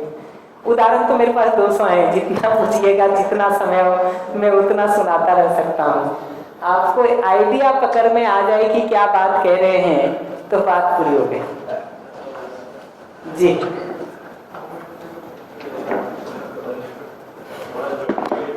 नमस्कार। सुन लेते हैं। नमस्ते जी। એટલે શ્યામકુમારભાઈ ભારદેને એવું કહેવા માંગી રહ્યા છે કે ધ્યાનપૂર્વક સાંભળવું પડશે, આપણે ધ્યાનપૂર્વક સાંભળવું પડશે, અને ધ્યાનપૂર્વક આપણે વાત કરતા હશું તો આપણે એમાં ધ્યાન આપવું પડશે પૂરેપૂરું સમજણપૂર્વક, તો આપણે ભવિષ્યમાં આ જીવન વિદ્યાને આચરણમાં મૂકીને આગળ લાવી શકશું। નમસ્કાર। अभी गलती ये है, मैं हर बार कहता हूँ, अभी गलती ये है कि वो सिग्नल और नॉइज जो मिक्स होके आता है ना, हम नॉइज पर पूरा ध्यान दिए रहते हैं। ध्यान दे तो रहे हैं नॉइज पर, वो जो अपनी जरूरत के साथ कचरे की टोकरी फेंक रहा है ना, हम जरूरत को तो छोड़ देते हैं, ध्यान सारा दिए हुए हैं उस कचरे पर, उसमें एक भी छूट ना जाए, उसका जवाब देने में चूक ना जाए। हम ध्यान वहां हमने फोकस कर लिया है, तो ध्यान की वस्तु बदलने की जरूरत है। ध्यान में हम उस कचरे पर फोकस करेंगे सुनते समय, या उसकी नीड पर फोकस करने का काम करेंगे, ये पहचानना जरूरी है। बोलने के संदर्भ में कुछ बात और बतानी है हमको, अगले सेशन में कर दूंगा थोड़ा और। तो ये पहचानना जरूरी है कि जब हम अगले को सुन रहे हैं तो फोकस कहाँ करेंगे। जो नीड चिल्ला करके कहना चाह रहा है, चीख करके कहना चाह रहा है, उस पर फोकस करेंगे, या जो कचरा वो फेंक रहा है उस पर फोकस करेंगे। इसी तरह से दूसरी बात ये कह रहा हूँ कि वो नकारात्मक जब उसमें दिखाई देता है तो वो दुखी है, मानसिक दुर्घटनाग्रस्त हो गया है, परेशान हो गया है, इसलिए हमारी तरफ आ रहा है। इस बात को देखने और पहचानने से शुरू करेंगे, या अच्छा तुम हमको दुखी करने आ रहे हो, अभी बताते हैं तुमको। क्या देखने से शुरू करेंगे, फोकस कहाँ रखेंगे, ये पहचानना जरूरी है कि ध्यान की वस्तु क्या होगी। इसी तरह से ध्यान देके सुनते समय ध्यान सामने वाला क्या कहना चाह रहा है, उसके भाव की, उसके विचार की, उसके समझ या मान्यता की क्या स्थिति है, इसको सुनने और पहचानने पर ध्यान देंगे, या अपने को बीच में लाके टकराएंगे और फिर उस ईगो के साथ पलट के डिफेंसिव या रिएक्टिव जवाब देना शुरू करेंगे। ध्यान कहाँ है, ये मुख्य मुद्दा है। मुख्य मुद्दा है ध्यान तो हो ही, ध्यान नहीं होगा तो कैसे बात होगी, सजगता नहीं होगी तो कैसे बात होगी, अवेयरनेस नहीं होगा तो कैसे बात होगी। लेकिन अवेयरनेस किस बात पर रखेंगे, कचरे पर अवेयरनेस रखेंगे या जो उसमें जरूरत है उसको सुनने पर रखेंगे। हम कैसे तृप्ति पूर्वक जी सकते हैं इस पर जो ध्यान को रखेंगे, या गलती किसकी है वो सिद्ध करने का काम करेंगे। और गलती किसकी है का तो हमेशा एक उत्तर है, गलती सामने वाले की। गलती किसकी है का तो हमेशा एक ही उत्तर है कि गलती तो सामने वाले की है। आप पूछेंगे भी कि तुमने थप्पड़ क्यों मारा, कहते हैं तुम गाली दिए इसलिए, तो गलती तो तुम्हारी है, हमारा थप्पड़ मारना तो जस्टिफाइड है, जस्टिफाइड। आप कहेंगे तुम ऐसा चीख चिल्ला के क्यों बात कर रहे हो, कहेंगे तबाह कर दी हो तुम जिंदगी, तो क्या करें। हर समय ये उत्तर ऐसा होता है, गलती ढूंढेंगे तो तुम्हारी। अगले सेशन में बात करूंगा इस पर कि बोलते समय कैसे और थोड़ा प्रिसाइजनेस को लाने को काम को कर सकें। ये सेशन में मैं सुनने को पूरा मान ले रहा हूँ, बोलने पर भी काफी कुछ बता दिया हूँ, लेकिन फिर भी थोड़ा और बता दूंगा, थोड़ा और बता दूंगा। विचार किया जाए। छिद्रान्वेषण का मतलब है छेद देखना, छेद देखना, समस्या देखना, कमी देखना। सिर्फ वही देखने का काम करेंगे या जो अगले का ठीक वाला भाग है उस पर भी कुछ देखने का काम करेंगे। तो दर्शन के जो प्रपोंडर हैं ये नागराज जी, उन्होंने इस पर कुछ कुछ लिखा है कई जगहों पर कि छिद्रान्वेषण ठीक है कि सत्यान्वेषण ठीक है। खोज किसकी करेंगे, सही क्या है उसको पहचान के सही कैसे जी सकते हैं इस पर हम फोकस करेंगे, या छेद कहाँ कहाँ है उसको पहचानने भर का काम करेंगे। छेद को कभी पहचानना भी होता है ना, तो उसके पहले दो काम है।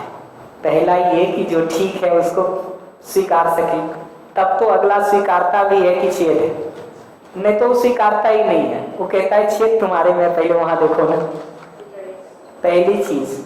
दूसरा, वो जो छेद देख रहे हैं वो किस लिए देख रहे हैं, पकड़ के और फाड़ने के लिए या उसको भरने के लिए। अभी देखिए हम भरने के नाम पर क्या करते हैं।